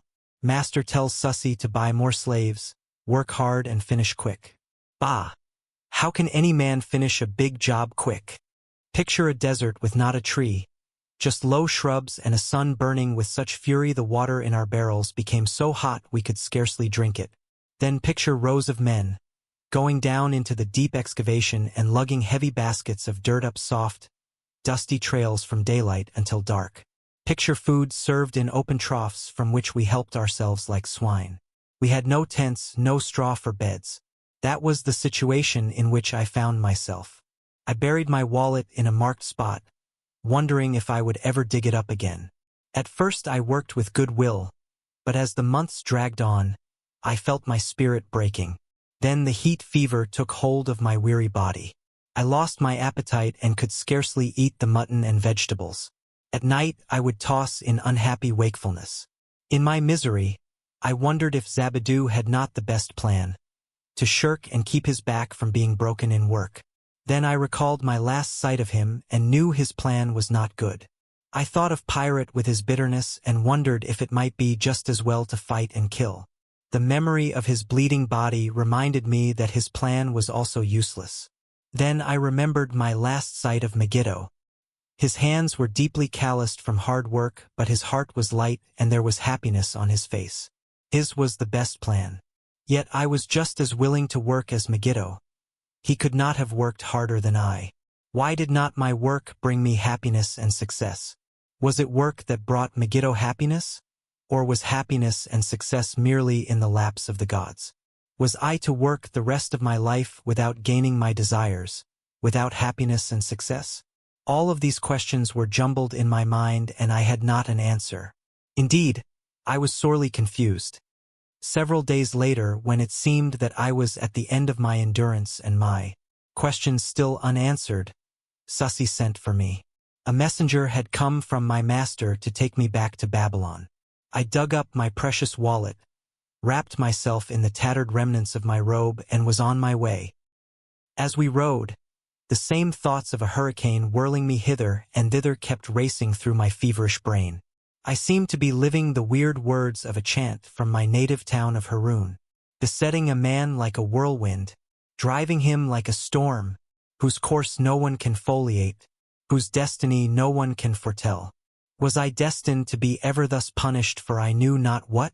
What new miseries and disappointments awaited me? When we rode to the courtyard of my master's house, imagine my surprise when I saw Arad Gula awaiting me. He helped me down and hugged me like a long-lost brother. As we went our way, I would have followed him as a slave should follow his master, but he would not permit me. He put his arm about me, saying, "I hunted everywhere for thee. When I had almost given up hope, I did meet Svesti, who told me of the money-lender, who directed me to thy noble owner. A hard bargain he did drive and made me pay an outrageous price, but thou art worth it. Thy philosophy and thy enterprise have been my inspiration to this new success." "Megiddo's philosophy, not mine," I interrupted. "Megiddo's and thine. Thanks to thee both, we are going to Damascus, and I need thee for my partner." "See," he exclaimed, "in one moment thou wilt be a free man." So saying, he drew from beneath his robe the clay tablet carrying my title. This he raised above his head and hurled it to break in 100 pieces upon the cobblestones. With glee he stamped upon the fragments until they were but dust. Tears of gratitude filled my eyes.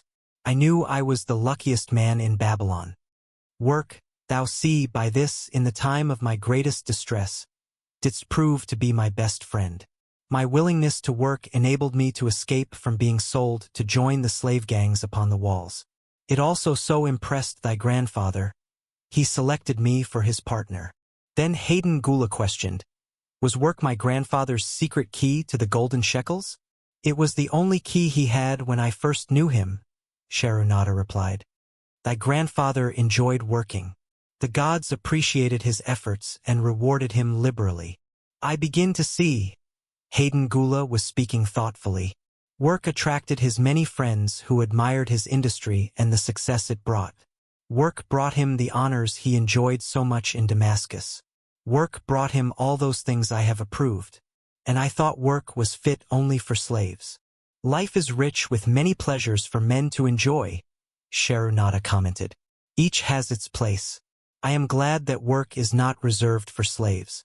Were that the case, I would be deprived of my greatest pleasure. Many things do I enjoy, but nothing takes the place of work." Sharunata and Hayden Gula rode in the shadows of the towering walls up to the massive, bronze gates of Babylon. At their approach, the gate guards jumped to attention and respectfully saluted an honored citizen. With head held high, Sharunata led the long caravan through the gates and up the streets of the city. "I have always hoped to be a man like my grandfather," Hayden Gula confided to him. "Never before did I realize just what kind of man he was. This thou hast shown me. Now that I understand, I do admire him all the more and feel more determined to be like him. I fear I can never repay thee for giving me the true key to his success. From this day forth I shall use his key. I shall start humbly as he started, which befits my true station far better than jewels and fine robes.